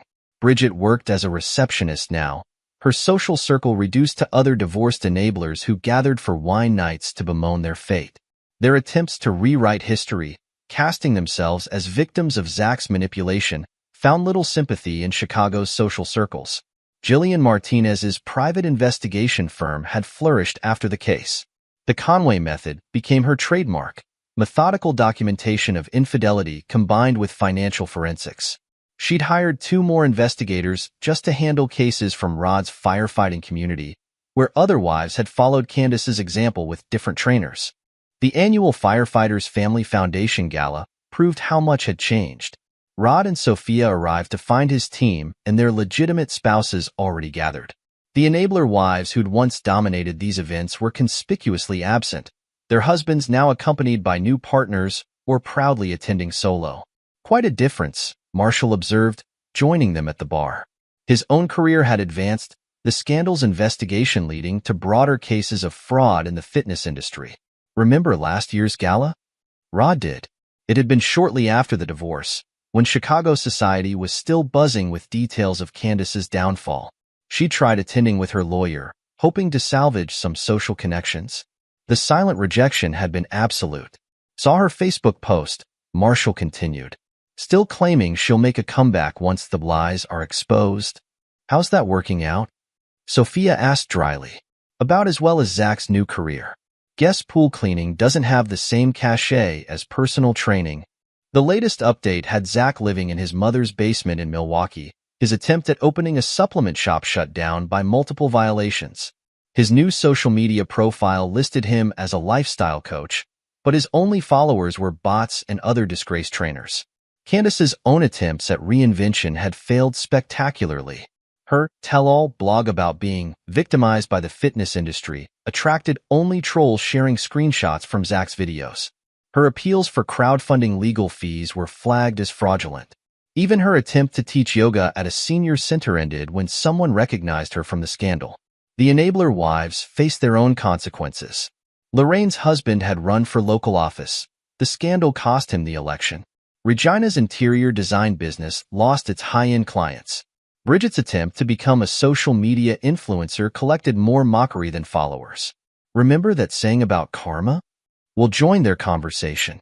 Never thought I'd see it play out so perfectly. Rod smiled, watching Sophia chat with his mother. The elegant surgeon had no interest in fitness competitions or social media followers. Her confidence came from saving lives, her beauty enhanced by genuine compassion. Some fires, his mother had told him, burn away the dead would so new growth can flourish. The wisdom of it echoed through every aspect of his rebuilt life. His career soared higher than ever, his tactical unit's reputation drawing recruiters from across the country. His relationship with Sophia deepened naturally, their shared values creating a partnership stronger than any gym-forged attraction. Even the scandal had transformed into something positive. The Firefighters Family Foundation now included programs helping first responders identify and escape toxic relationships. Rod's story became a case study in handling betrayal with strategic precision rather than emotional reaction. The foundation's legal fund, initially created to help firefighters' families with medical bills, expanded to assist other husbands trapped in similar situations. Marshall's investigation had revealed a pattern of trainers targeting first responders' wives, taking advantage of long shifts and irregular schedules. Chief, a young firefighter approached their group. Sorry to interrupt, but we've got a situation developing downtown. Rod checked his phone, multiple units responding to a high-rise fire. Sophia squeezed his hand, understanding in her eyes. Go, she said. I'll handle things here. As he headed out with his team, Rod reflected on how different this scene would have played out a year ago. No angry texts about missed parties. No guilt trips about choosing duty over drama. Just the clean certainty of purpose he'd always felt in his work, now extended to every aspect of his life. Later that night, after the fire was contained and the victims saved, Rod found a moment of quiet on the apparatus floor. His phone showed a missed call from an Iowa number, Candace's latest attempt at contact. He deleted it without listening to the message. On his drive home, he passed the gym where it had all started. The building stood empty now, its reputation tainted by the scandal. A for-lease sign hung where Zach's promotional posters had once attracted vulnerable clients. Sophia waited up, her surgeon's understanding of emergency calls evident in the late-night coffee and comfortable silence.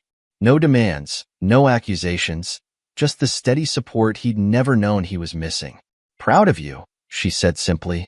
Rod looked at her, seeing their future in her quiet confidence. Some fires, he replied, echoing his mother's wisdom, light the way forward. In Iowa, Candace stared at her unanswered call log. The small Jim's mirror reflected what she'd become. A cautionary tale, a whispered warning, a testament to karma's aim. She'd played with fire, believing herself fireproof. She'd learned too late. Every fire leaves ashes, but only the strongest rise from them. And Rod Conway had emerged stronger than ever, leaving her to sweep up the remnants of her burned-out dreams. This is where our story comes to an end. Share your thoughts in the comment section. Thanks for your time. If you enjoy the story, please subscribe to this channel. Click on the video you see on the screen, and I will see you there.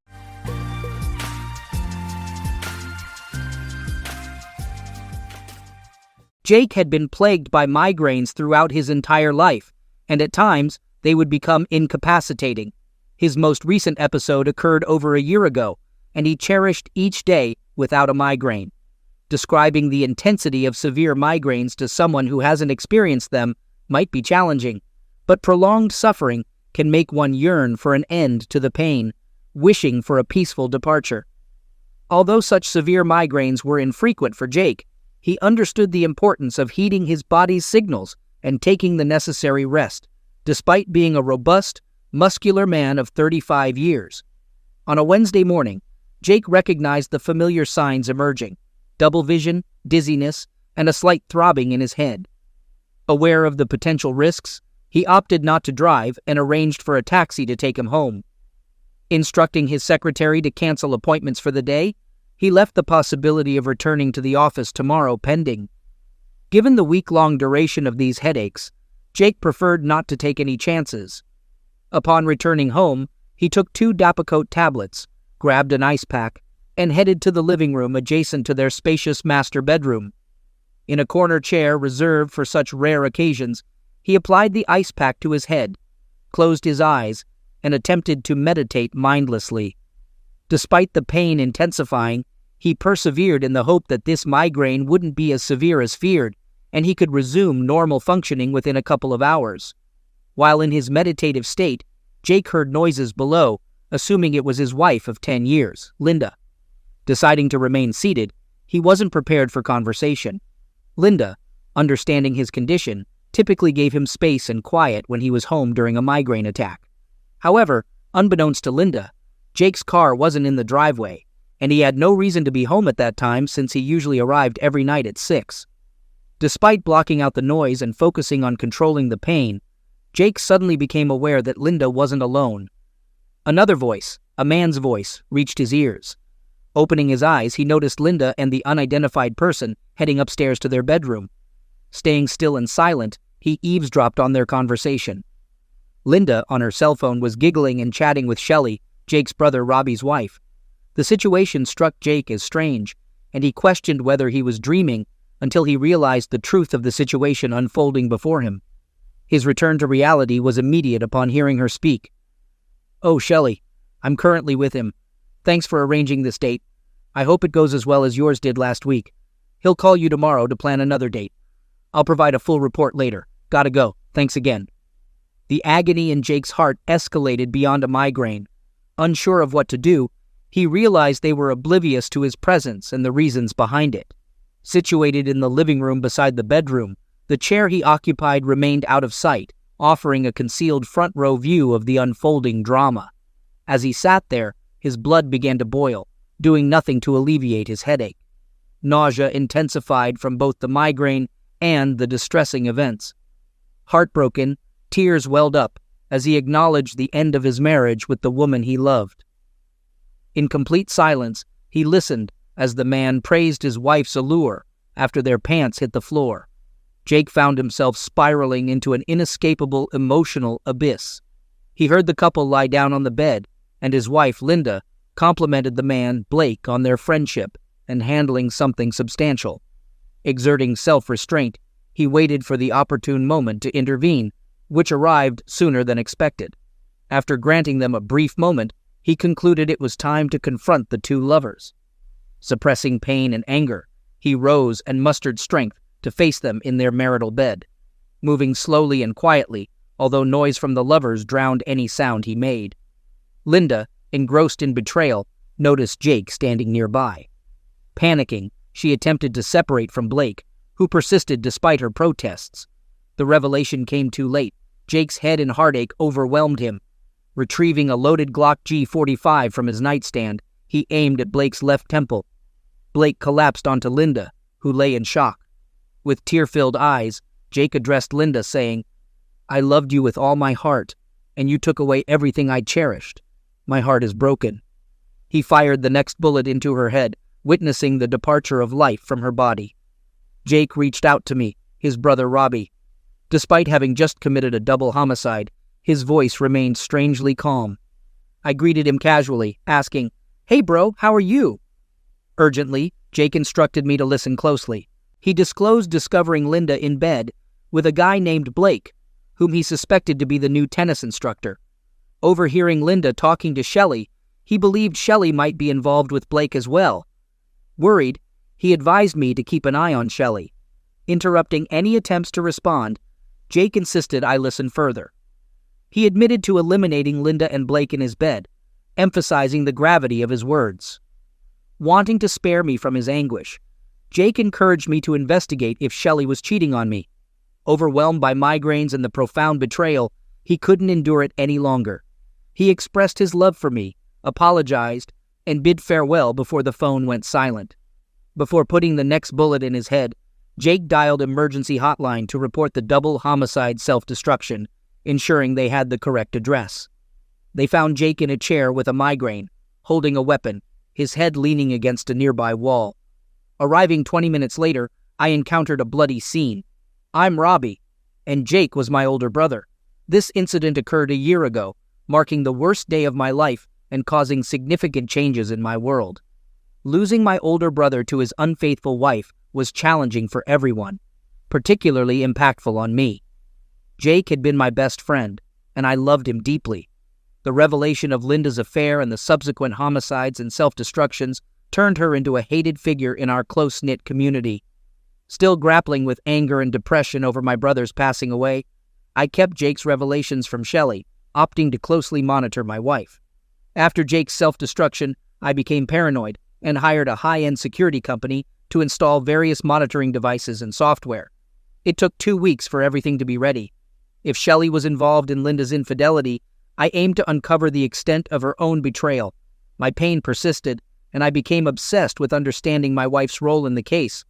Copulation between Shelley and me became rare and cold after Jake's self-destruction, and the revelation of Shelley's involvement in Linda's infidelity. Upon confirming Shelley's infidelity, I harbored anger and a desire for revenge against her for betraying me and contributing to Jake's self-destruction. Over the year, the security company provided me with extensive video and audio recordings of Shelley and her lover engaging in loving acts. Although hurtful, the most painful aspects were Shelley's conversations with her lover, replaying certain phrases in my head. Her lover questioned why she stayed with me, highlighting their shared belief that our bed life was dull compared to theirs. He suggested she should leave me and move in with him. However, Shelley explained that I was grieving my brother's passing away and coping with depression, not wanting to add more pressure on me. She reassured her lover that she didn't need copulation with me as long as she had him. Despite their physical connection, Shelley emphasized her love for me and her commitment to our relationship. She clarified that their relationship was purely about closeness, expressing nostalgia for Blake and disbelief at his demise. They discussed the absence of Blake and expressed concern about my mental state, hoping I wasn't as unstable as my brother. Shelley's lover assured her he wouldn't bring her to our house like Blake did and insisted they were fine, vowing never to get caught. He pledged not to let a similar incident happen to them. After discovering Shelley's infidelity, I devised a plan. She had cheated on me with the assistant tennis coach, Jared Roberts, later promoted to head coach after Blake's untimely passing away. A few weeks later, my anticipated opportunity arrived. Jared was invited to a banquet honoring the country club's top tennis program. I called Shelley, informing her about the banquet, and she was thrilled at the idea of staying at the Ritz-Carlton and spending the entire night with him. Conveniently, I mentioned my 2-week trip, coinciding with the banquet dates. My intention was to ensure Shelley had enough rope to hang herself. As expected, the next day she called Jared, sharing the good news. She persuaded him to take an extended trip, stay 3 nights at a hotel in Orlando, and promised to make his world rock. Naturally, he agreed. Over the next week, they talked about it on the phone and in their messages. It was Shelley's idea to turn the getaway into a fake honeymoon, telling Jared she would like to be his new bride and wife for the 3 days. To further her plan, she even suggested buying a new engagement ring for the occasion and booking a honeymoon hotel room to make it more realistic. They planned to present themselves as newlyweds to attract attention and experience the thrill. She even told Jared that she wished it was real and that he really was her husband. Reading all these texts infuriated me and fueled the embers of my revenge. I was going to enjoy watching her face the demise of everything she loved. Shelley spent all her time working out in the gym, but I was unimpressed and wanted nothing to do with my cheating soon-to-be ex-wife. She was going to spend 3 days with Jared as his wife on a pretend honeymoon. This would be her first extended time alone with another man since she got married 10 years ago. Shelley and Jared thought it would be romantic, so she bought several attractive outfits, bikinis, and lingerie for their date and planned everything out. I was amazed and jealous of the effort she put into this guy. The love I once had for her was gone, and this level of betrayal drained the last drop of love I had left. It was over, and it was time for Shelley to feel the pain. On the way to the hotel, I called Shelley, but only received her voicemail. I left her a message saying that I loved her and would see her in 10 days. Shelley called me back an hour later, seemingly wanting to make sure I didn't suspect anything. She told me that she loved me and that the children were at their friend's house. Shelley mentioned she would order pizza when the kids got home, and they would watch movies all night.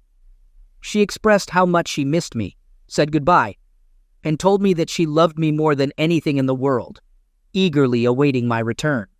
The realization hit me like a wave, and I couldn't believe she would lie to me so easily. Arriving at the hotel, I handed my car to the valet. Inquiring at the reception, I asked if Mr. and Mrs. Roberts had checked in earlier. My anger intensified when the receptionist confirmed that the newlyweds had indeed checked into their honeymoon suite the day before. To gather more information, I contacted the hotel's restaurants and confirmed their reservation for 6 p.m. that evening at the main restaurant. Strategically choosing the best viewing spot, I carefully followed the couple throughout dinner without being noticed.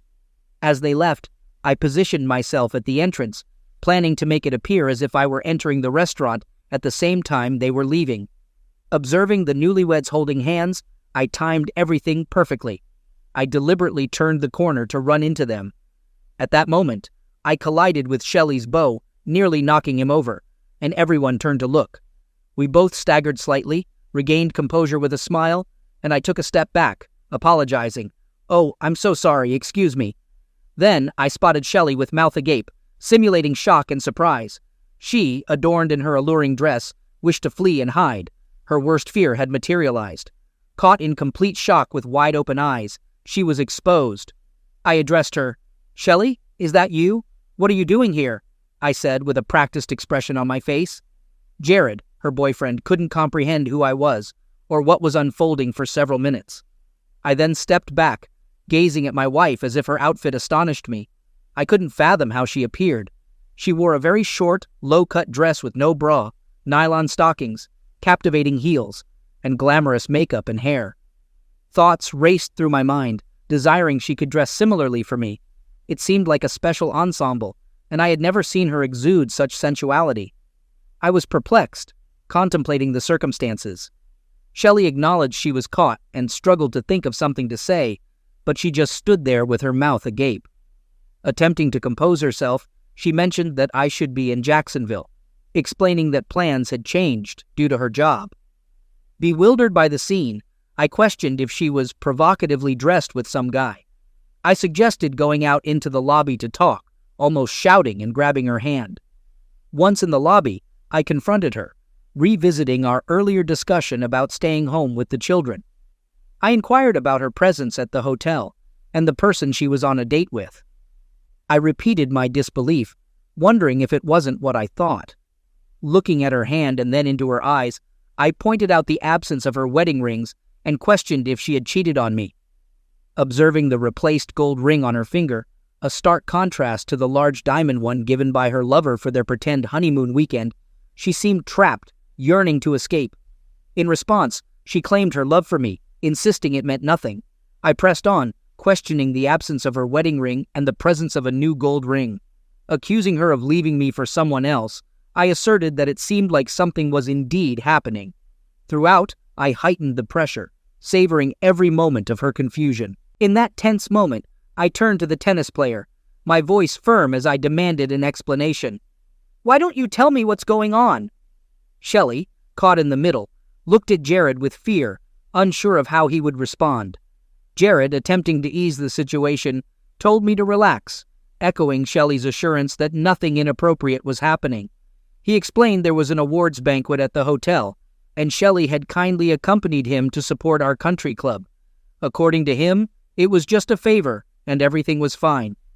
Suppressing a laugh, I tried to comprehend the absurdity of the situation. I pressed further, questioning if Shelley was only being nice and attending the ceremony as Jared's date. Then, I inquired about their lodging, making it clear that lying would not be tolerated. I intended to inspect both rooms before leaving. Silence fell as they both looked at the floor, avoiding eye contact. Shelley, breaking the silence, pleaded with me not to be upset, expressing her love and attempting to downplay the situation by mentioning that only a few days would have passed and no one would have known about it. The harsh reality struck as the truth unfolded. She spent a few days with him, sharing the same room, engaging in loving acts, and conspicuously absent were my wedding rings, replaced by a new gold band. Shock set in as I confronted her with disbelief. Despite already knowing the answer, I didn't let up, feigning astonishment. "Darling, it's not what you think," she tried to explain, seeking to justify her actions. My anger, though simulated, surged as I demanded a straightforward response. "Answer the question. I'll go to the front desk to get some answers, so you better start talking. Do you live in the same room? Answer me." Tearfully, she admitted, "Yes." The floodgates opened, and she sobbed, unable to hide the truth any longer. "Are you having closeness? And remember, I'm not an idiot." Again, through tears, Shelley confessed, "Yes." The pivotal question lingered. "Are you pretending to be his wife?" Sobbing, she insisted, "It's not what you think, baby." I pressed harder, demanding a clear response. "Answer the damn question. Did you check into this hotel as Mr. and Mrs. Rogers?" In embarrassment, and with a tearful voice, she reluctantly admitted, "Yes." I grasped the situation and made a decision, stating that I understood. I informed Shelley that I would leave her and her new husband alone. I mentioned that I was returning home, and we would contact a lawyer in the morning. I conveyed that we were done, emphasizing that she had left our love, our marriage, and our life together, all to have fun with that tennis player. Shelley pleaded desperately, expressing her love and stating that she didn't want a divorce. She emphasized that I was her husband, and she couldn't lose me, urging me to understand. I remained firm, stating that I didn't understand. I offered one more chance for her to explain the situation so that I could understand. I asked her to tell me why I should put up with my wife sleeping with another man and pretending to be his wife. She begged once again, asking me to understand that it was only supposed to last a few days and that she needed it. She insisted that it was just about closeness and that she didn't love him, emphasizing that she only loved me. I questioned whether I should be okay with her sleeping with another man for a few days to have some fun. Shelley, now hysterical, sobbed between her hands, realizing the gravity of her actions and lacking a good excuse. All she could do was beg for understanding, apologizing, and expressing her love. She acknowledged that it sounded bad, but believed we could get through it. She pleaded for forgiveness, expressing her desire to be with me. Silence ensued. The tennis guy grew irritated and impatient, interjecting to tell me to step back a little and pointing out how upset Shelley was. I turned to Jared with a deaf stare, instructing him to shut up and get out of my sight. I told him to leave me and my real wife alone, emphasizing that he had already ruined our marriage, and that should be enough for the day. Unfazed, Jared stood up, placed his hand on Shelley's shoulder, and stated that he would be in their room, asking her to come up when I was done. She pushed his hand away furiously, not wanting anything to do with him. In that moment, I couldn't help but laugh. I comprehended the situation and made a decision. Suddenly, she no longer desired to be with her lover, and he reveled in everything unfolding. I continued to taunt Shelley as she sat there sobbing, urging her not to be rude to her new husband. I suggested that I might be ruining their honeymoon, emphasizing that we both knew she wanted this and no longer wanted to be with me. I insinuated that she didn't love me, claiming that if she did, she wouldn't cheat on me and show me such disrespect. After Jared departed, we were left alone. She pleaded with me to stay, gazing at me with imploring eyes for a few minutes. I questioned her about the duration of her involvement with Jared.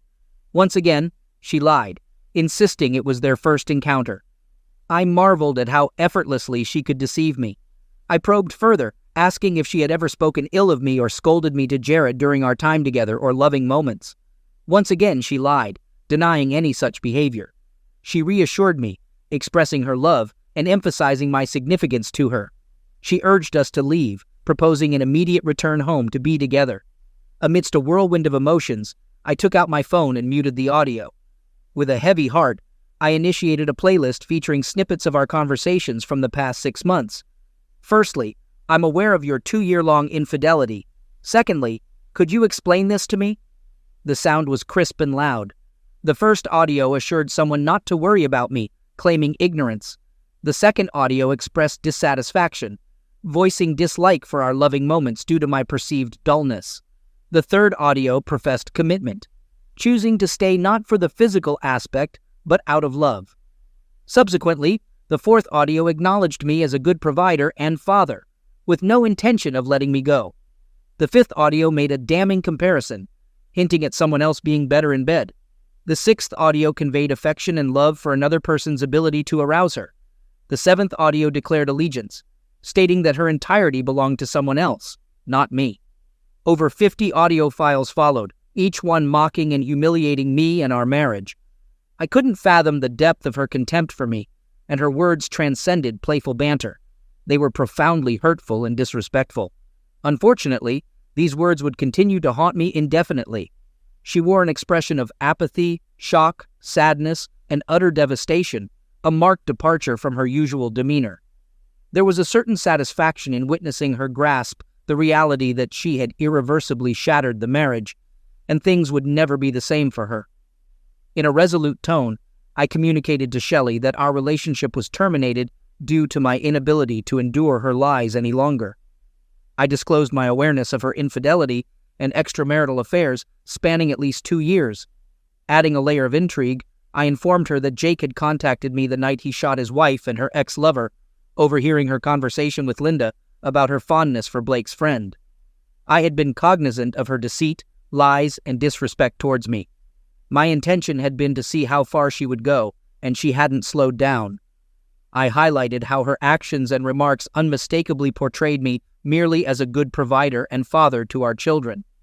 Disclosing the existence of audio recordings of all her calls and messages, I underscored that I knew her true sentiments about me, our bed life, and her discontent. The ultimatum was straightforward. She must cease the deception and lies, or the truth would be exposed to everyone.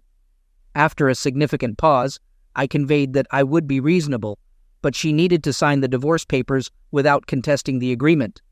I cautioned that if she chose to resist, I wouldn't hesitate to reveal all the videos and audios to everyone, including her parents. I pointed out that our children were old enough to decide who they wanted to live with, and after we explained her infidelity, lies, and deceit, I was confident they would choose to live with me. I expressed to Shelley that the truly heartbreaking aspect of all this was that I once loved her with all my heart and envisioned a lifetime together. I shared that when Jake first told me about her, I refused to believe it, but the terrible truth unfolded and my heart shattered.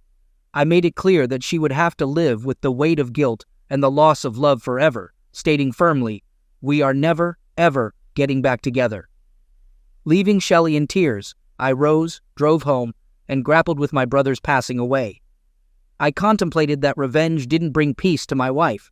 5 years later, I encountered a woman in a cafe, and we developed a close friendship. I refrained from remarrying, explaining that I could never trust another woman the way I did before. We dated for several years and remained friends. Shelley suffered a nervous breakdown and was hospitalized for a year. After the divorce was finalized, she was never invited back to the city, where they learned of her involvement in the loss of lives of Jake and Linda and her betrayal of the family. She lost custody of her children and only saw them every other weekend. She spent several years deeply depressed because of what she had done.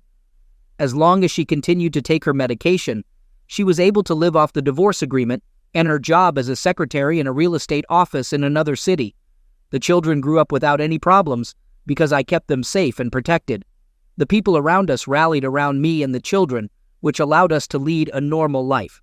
Shelley never recovered from the loss of her love, her children, and the wonderful life she once had. Every night she went to bed thinking about how many lives she had ruined and how her life had been ruined by selfishness and narcissism. Shelley became an active church attender and eventually dedicated her life to the church in hopes of finding forgiveness. Oh yeah, Mr. Tennis Pro was attacked one night after leaving another married mistress. His 2 Achilles tendons were cut after being tasered. At this point, his tennis career ended. When the police asked him what happened and what he remembered, he remained silent and did not say anything. However, he remembered the voice and received the message loud and clear. He couldn't identify the voice, but decided not to share the message with police. He will never forget what he was told. Stop seducing married women.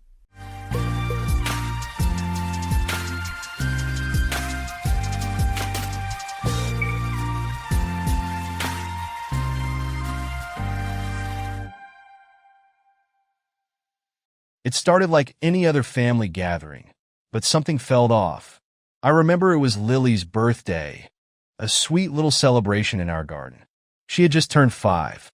We had balloons, a cake with those ridiculous, bright candles that she loved, and Oliver, our 7-year-old, was running around like he was on a sugar high. The sun was out, and everything should have been perfect. But it wasn't. Emma, my wife, looked distracted. You know that gut feeling you get when something's wrong, but you can't quite put your finger on it? That was me the entire day.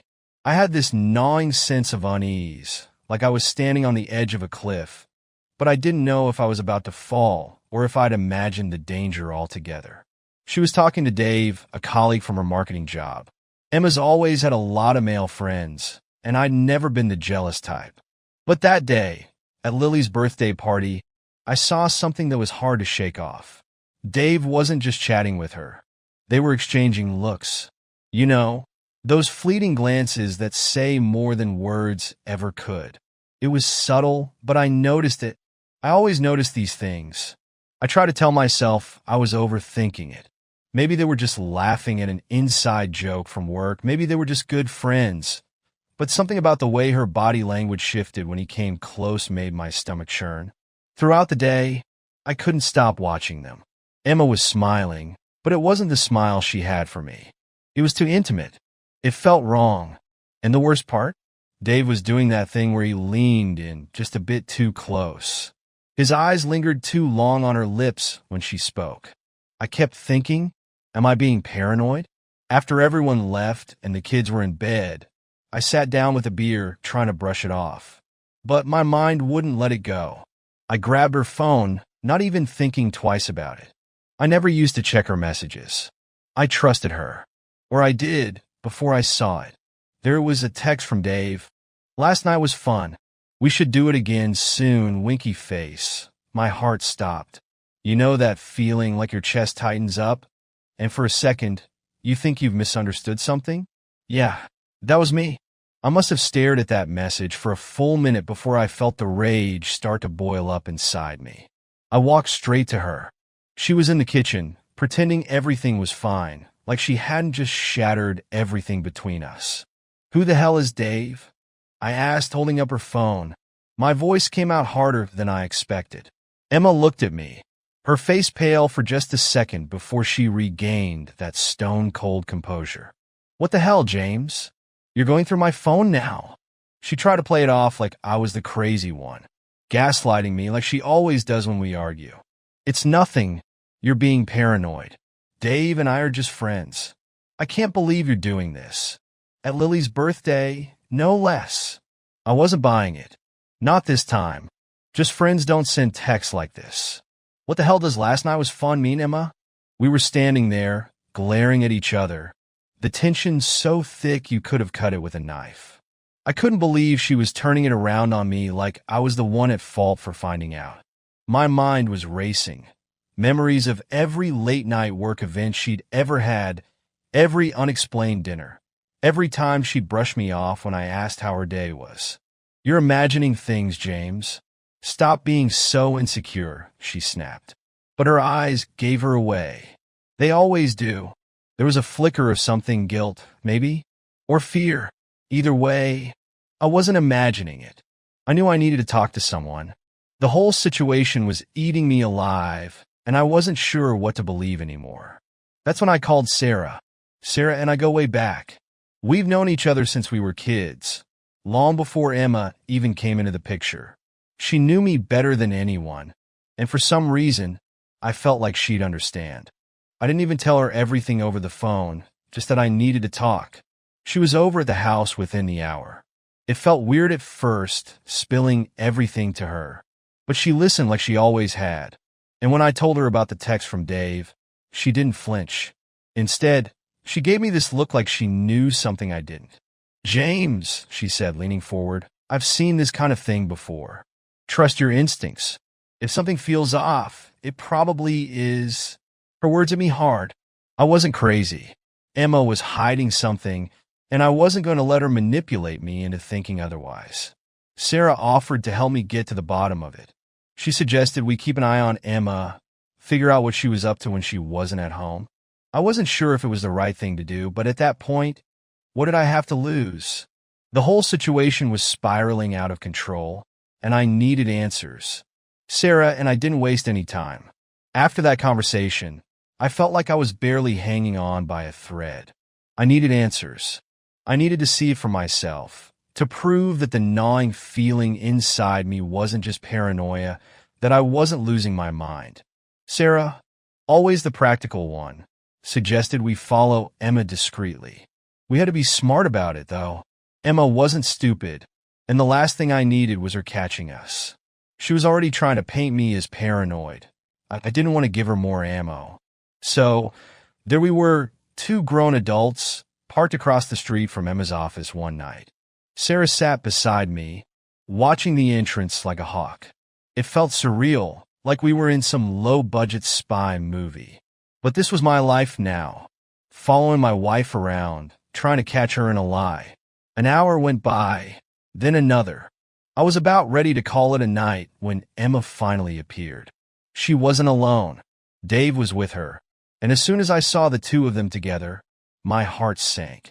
They were walking side by side, talking and laughing like they didn't have a care in the world. It was as if I didn't exist.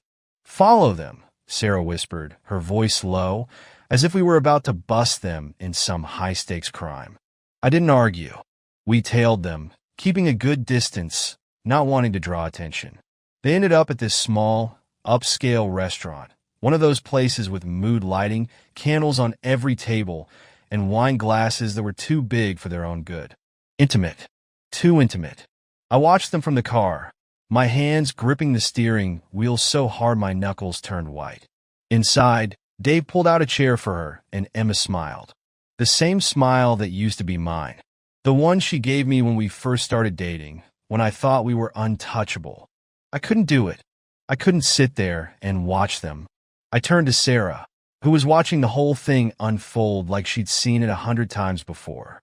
"This is bullshit," I muttered, my voice low and trembling with barely contained rage. "How the hell did we get here?" Sarah didn't say much, but I could feel her sympathy. She'd been through something similar once, I knew that. She didn't need to spell it out for me. The betrayal, the lies, the slow destruction of everything you thought you had. It wasn't new to her. We sat there for what felt like an eternity. I watched them order food, drink wine, laugh like they were on some romantic date. I don't think I've ever felt anger like that before. Pure, unfiltered rage, the kind that sits in your chest and burns its way out. "I can't do this anymore," I said finally, breaking the silence. "I need to confront her." Sarah nodded, but there was a hesitance in her eyes. "You sure?" You need to be prepared for whatever she might say. I wasn't sure. Hell, I didn't know anything anymore. But I couldn't keep going like this, living in the shadows of my own marriage, watching my wife live a double life. So, we waited until they left, Emma and Dave walking out as if nothing in the world could touch them. It made me sick. By the time I got home, I was seething. I could barely think straight. Emma was already there, lounging on the couch like she hadn't just spent the evening out with another man. It was the casualness of it that pissed me off the most. Like this had become her normal, like I wasn't even a factor in her life anymore. "Where were you tonight?" I asked, not even bothering to hide the edge in my voice. Emma looked up from her phone, her eyes narrowing slightly. "Out with friends." "What's with the interrogation?" I could feel the anger bubbling up again. But this time, I wasn't going to let her twist things around. "Cut the crap, Emma. I followed you. I saw you with Dave." Her expression changed instantly. There was again that flash of guilt. But instead of owning up to it, she doubled down, just like I knew she would. "You followed me? Jesus, James, do you even hear yourself? That's insane. You've lost it." I wasn't backing down this time. "I saw you with him, Emma, at that restaurant. You can't keep lying to me." There was a long pause, the kind that makes your heart race, because you know what's coming next is going to change everything. She stood up slowly, crossing her arms like she was trying to shield herself from what was coming. "Fine," she said finally, her voice cold, detached. "Yes, I've been spending time with Dave, but it's not what you think. We're not, it's just, I've been lonely, James. You've been so wrapped up in your work, in the kids, in everything but me. It was just an emotional thing. It wasn't supposed to go this far." The words hit me like a punch to the gut. Emotional affair. She said it like that made it better, like it was less of a betrayal because they hadn't gone all the way. But to me, it didn't matter. Whether it was physical or not, she'd crossed the line, and there was no going back from that. "Just a fling? You're trying to tell me this was just a fling?" I spat, my voice rising. "We never slept together," she shot back, as if that was supposed to absolve her. "It was just, I don't know, I was confused.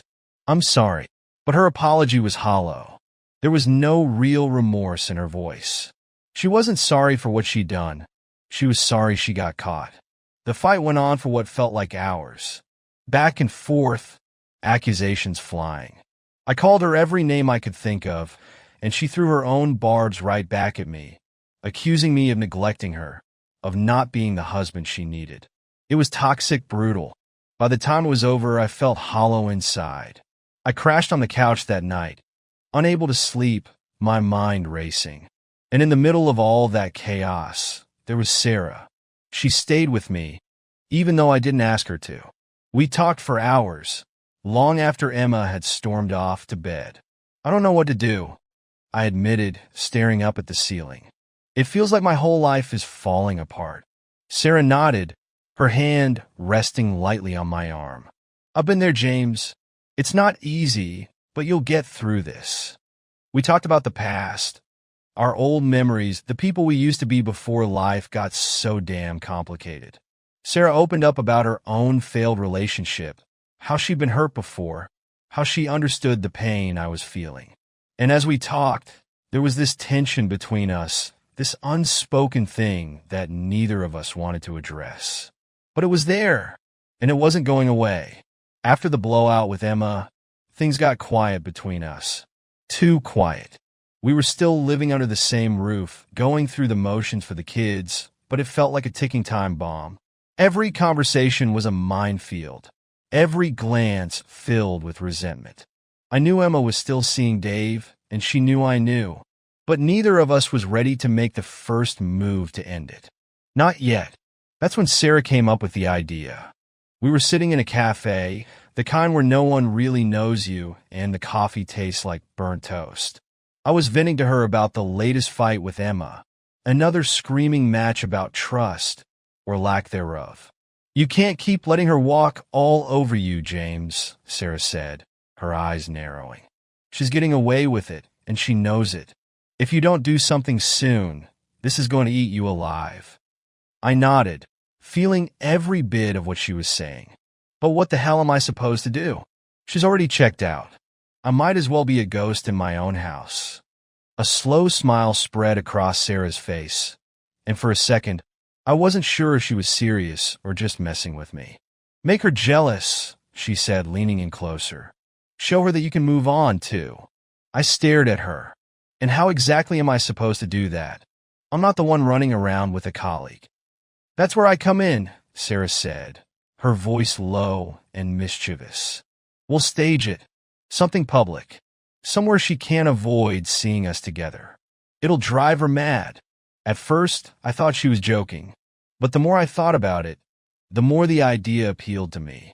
Emma had played me for a fool, and I was sick of feeling powerless.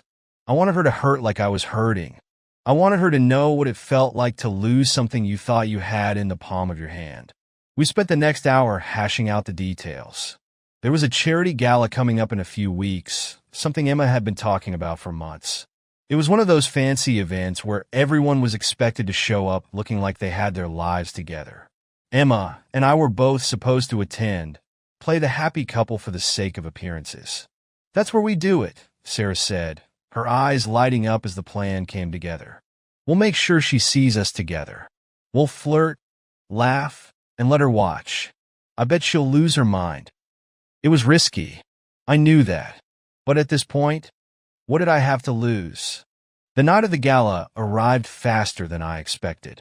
Emma was in full prep mode, trying on dresses, making sure everything was perfect. She barely spoke to me, and when she did, it was curt, like she was checking a box. I played along, pretending I cared about the event as much as she did. But all I could think about was what was going to happen that night. Sarah and I had everything planned to the last detail. We arrived separately but not too far apart. The venue was one of those massive ballrooms, chandeliers hanging from the ceiling, couples in tuxedos and gowns sipping champagne. It was the kind of place where people came to see and be seen. I spotted Emma almost immediately. She was wearing a sleek black dress, her hair done up in that way she always did when she wanted to make an impression. And then I saw Dave. He was standing right next to her, looking every bit the smarmy bastard he was. Just seeing him there made my blood boil, but I kept my cool. Sarah appeared at my side, looking stunning in a deep red dress that clung to her in all the right places.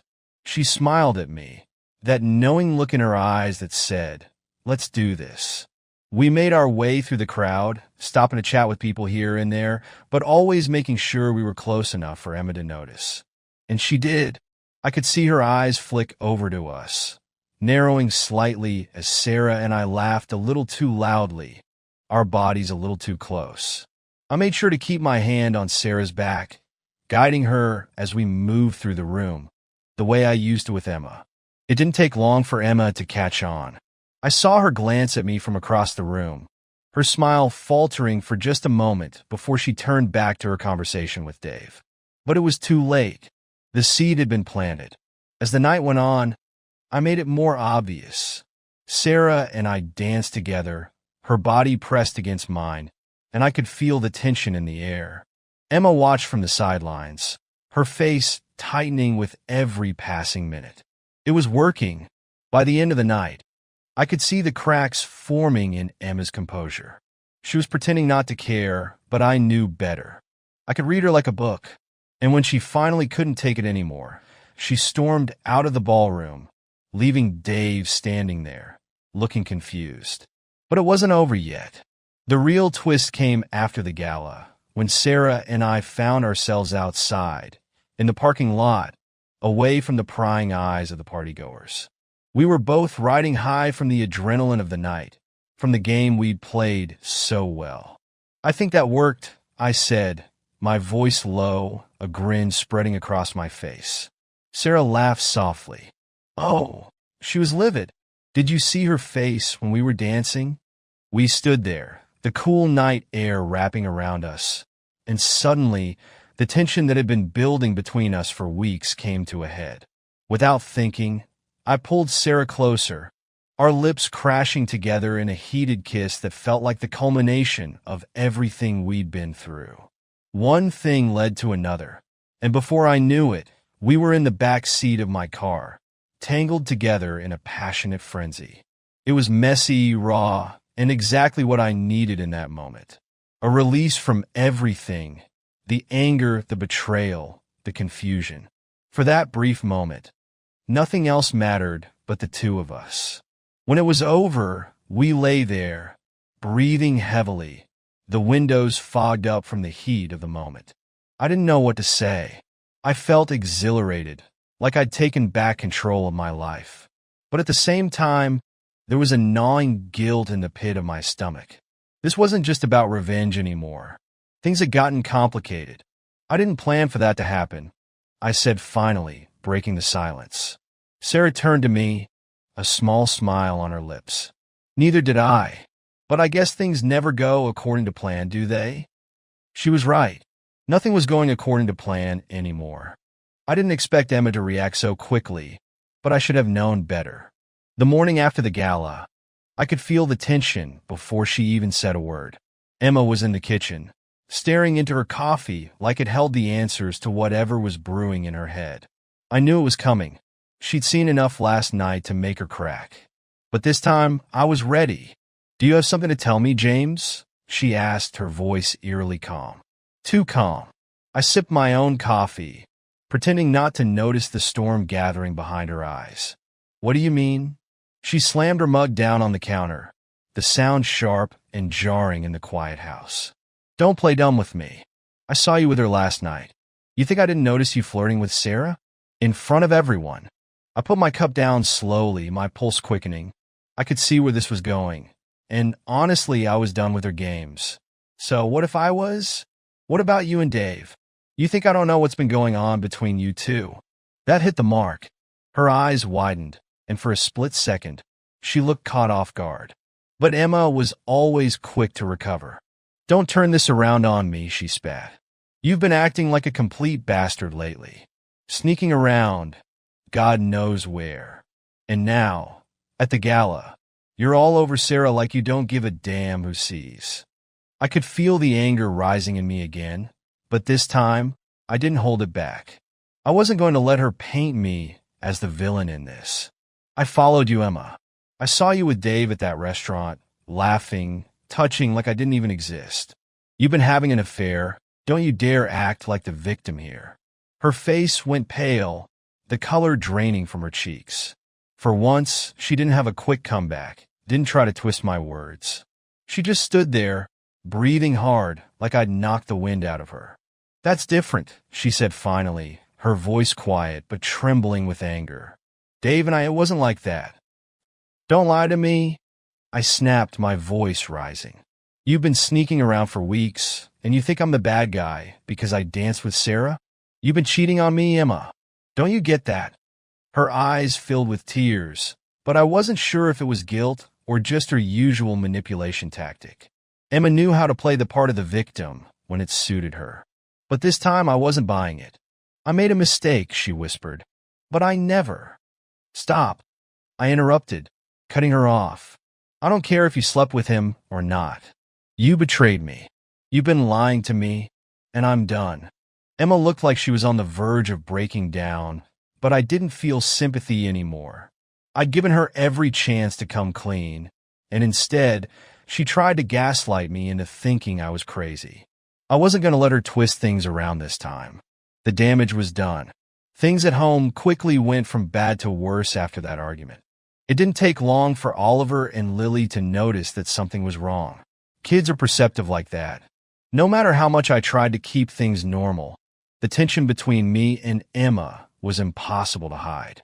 One night, after another fight, this time quieter, but no less brutal, I walked into the hallway and saw Oliver standing there, staring at us with wide eyes.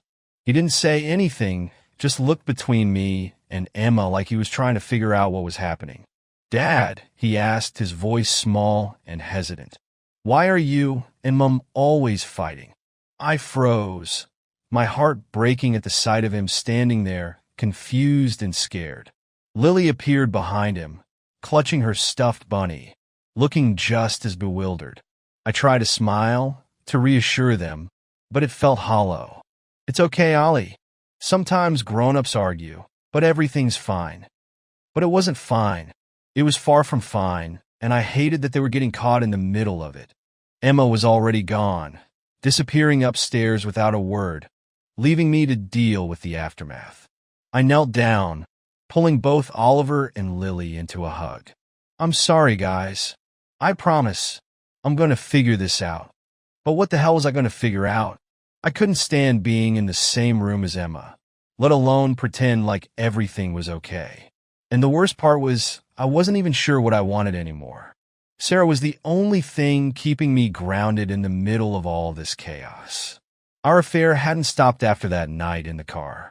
In fact, it had only gotten more intense. We met up whenever we could, secretive dinners, stolen moments, always careful not to leave any trace. But as much as I tried to lose myself in the rush of it, the guilt was eating away at me. I was betraying my family.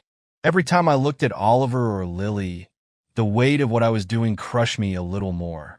They didn't deserve this. None of it. But every time I tried to break things off with Sarah, I couldn't. It was like I needed her, needed the escape she gave me from the hell my life had become. One night, as we lay tangled together in bed, the guilt finally spilled out. I don't know if I can keep doing this, I admitted, staring up at the ceiling. I feel like I'm losing everything. Sarah turned to face me, her expression soft but serious. You're not losing anything, James. You're gaining your freedom. Emma's been dragging you down for years, and you deserve to be happy. Her words were comforting, but they didn't erase the ache in my chest. But what about Oliver and Lily? I'm screwing everything up for them. You're not, Sarah said, her hand resting on my chest. You're doing what you need to do. Kids are resilient. They'll understand someday. I wanted to believe her. I wanted to believe that what we were doing wasn't selfish, that it was just me taking control of my life. But deep down, I knew it wasn't that simple. I was playing with fire, and sooner or later, everything was going to burn. I knew I couldn't keep avoiding the inevitable. Dave was still a presence in my life, like a dark cloud hanging over everything. And I couldn't shake the feeling that the only way I'd ever get some closure was to confront him directly. I needed to see the man who destroyed my marriage face to face, to expose him for what he was. I wasn't sure if I was doing it for myself, for Emma, or for some misguided sense of justice. But I knew it had to happen. It didn't take much to track him down. Social media made it easy. I messaged him, asking to meet. He probably thought I wanted to discuss something work-related, maybe a project Emma had mentioned. But I had other plans. We met at a park, the kind with kids running around, parents pushing strollers, the smell of fresh-cut grass in the air. It was the last place anyone would expect a confrontation, which was exactly why I chose it. I wanted there to be witnesses. I wanted him to squirm under the public gaze. I saw him before he saw me. Dave stood by the fountain, looking around like he was waiting for an old friend. The arrogance oozing from him, even in casual clothes, made my skin crawl. I approached him, and when he saw me, his smile faltered. James, he said, trying to sound casual, didn't expect to see you here. What's this about? I didn't bother with pleasantries. I got straight to the point. You know damn well what this is about, I said, my voice low but steady. You've been screwing my wife. His face froze, and for a moment, I saw the panic flicker behind his eyes. He tried to recover, plastering on that smug grin of his. I don't know what you're talking about. Don't lie to me. I snapped, taking a step closer. I've seen the messages. I've seen the way you look at her. Don't insult my intelligence by pretending you're innocent. By now, people were starting to notice.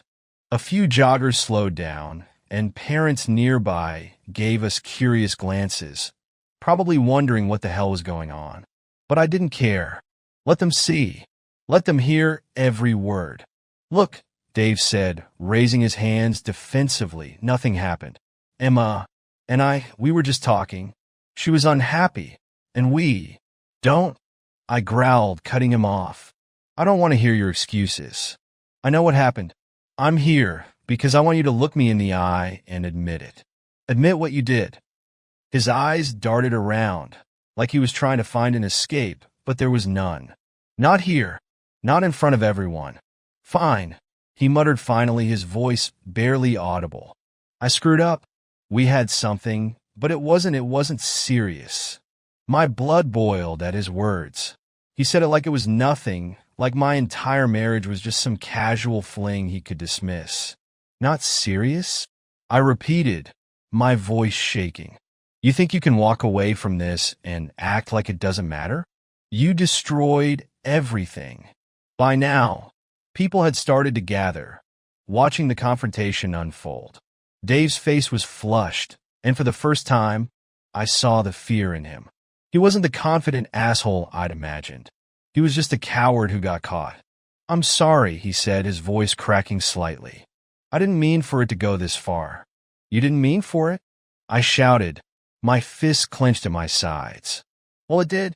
And now, you're going to live with the consequences. Before I could say anything else, I saw her. Emma, standing at the edge of the park, watching us. Her face was pale, her eyes wide with shock. She must have known something was going down, and she came to stop it. Too late. We didn't speak on the way home. The silence between us was heavy, filled with all the things we weren't saying, but that were screaming in our heads. When we got inside, Emma collapsed on the sofa, her hands trembling. I stood there, looking at her, waiting for the inevitable breakdown.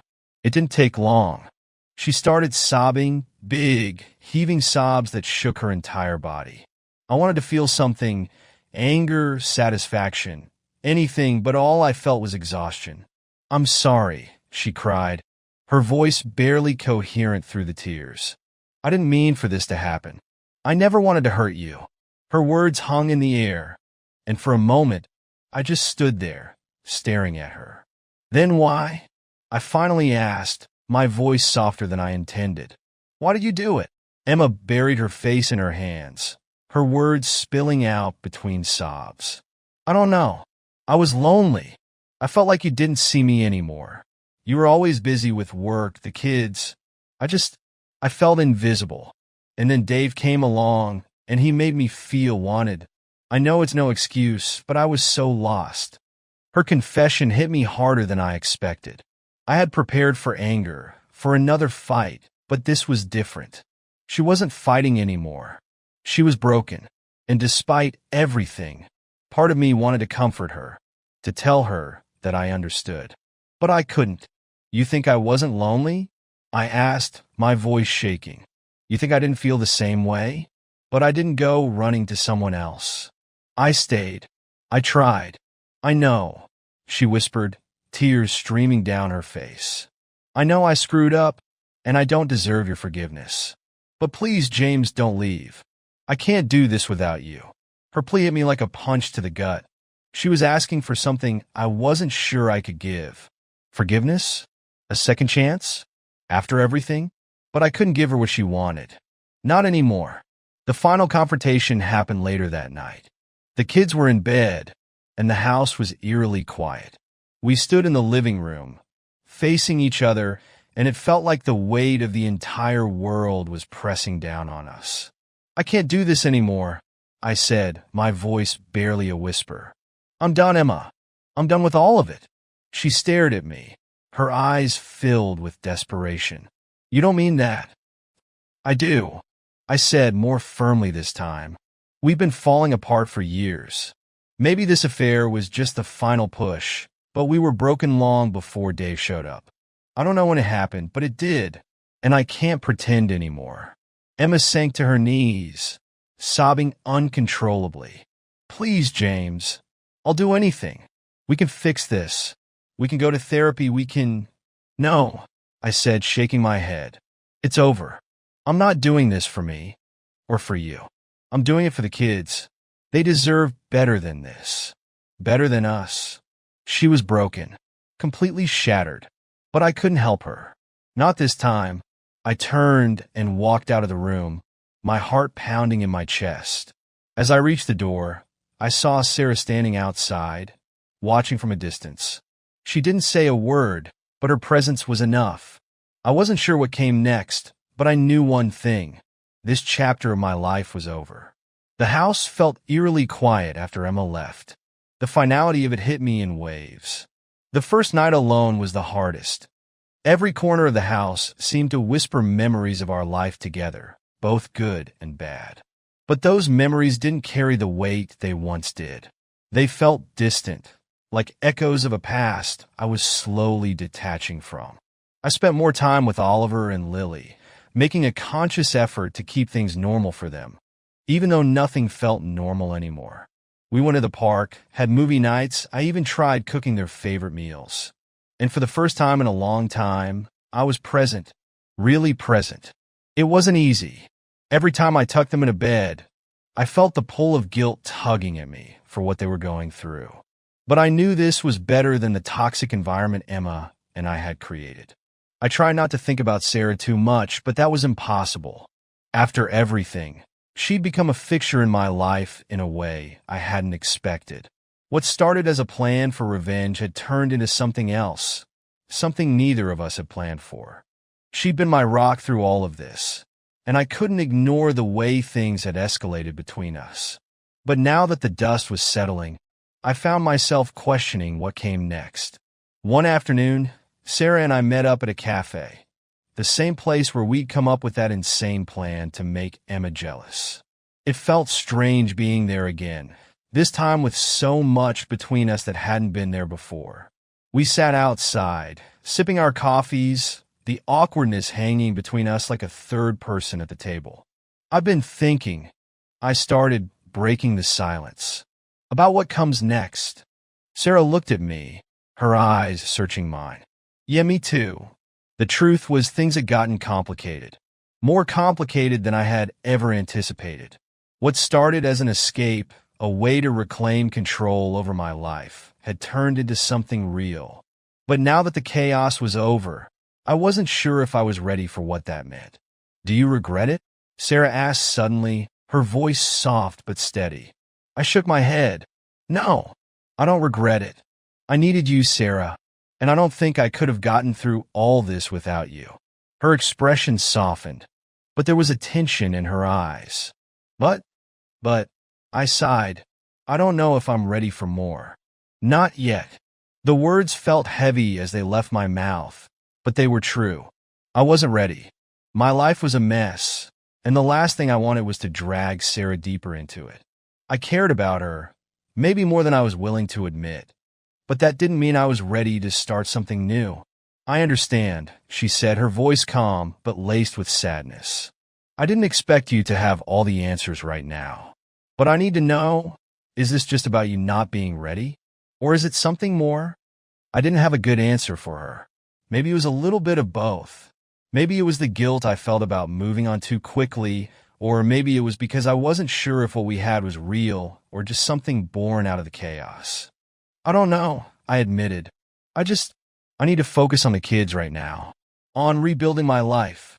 I don't want to hurt you, Sarah. She nodded, looking down at her cup. I get it. I really do. But I also don't want to be someone's second choice. I don't want to be the woman you turn to just because you need comfort. The truth in her words stung. She was right. As much as I wanted to deny it, there was a part of me that had been using her to fill the void left by Emma. But Sarah deserved better than that. She deserved more than just being part of my revenge, more than being a crutch while I figured my life out. I care about you, Sarah, I said quietly. I really do. But I think we both know this wasn't built to last. She looked at me for a long moment, and I could see the disappointment in her eyes. But there was also acceptance. Yeah, she said softly. I think you're right. In the days that followed, I spent a lot of time reflecting. I realized that the person I needed to focus on the most right now wasn't Sarah or even Emma. It was me.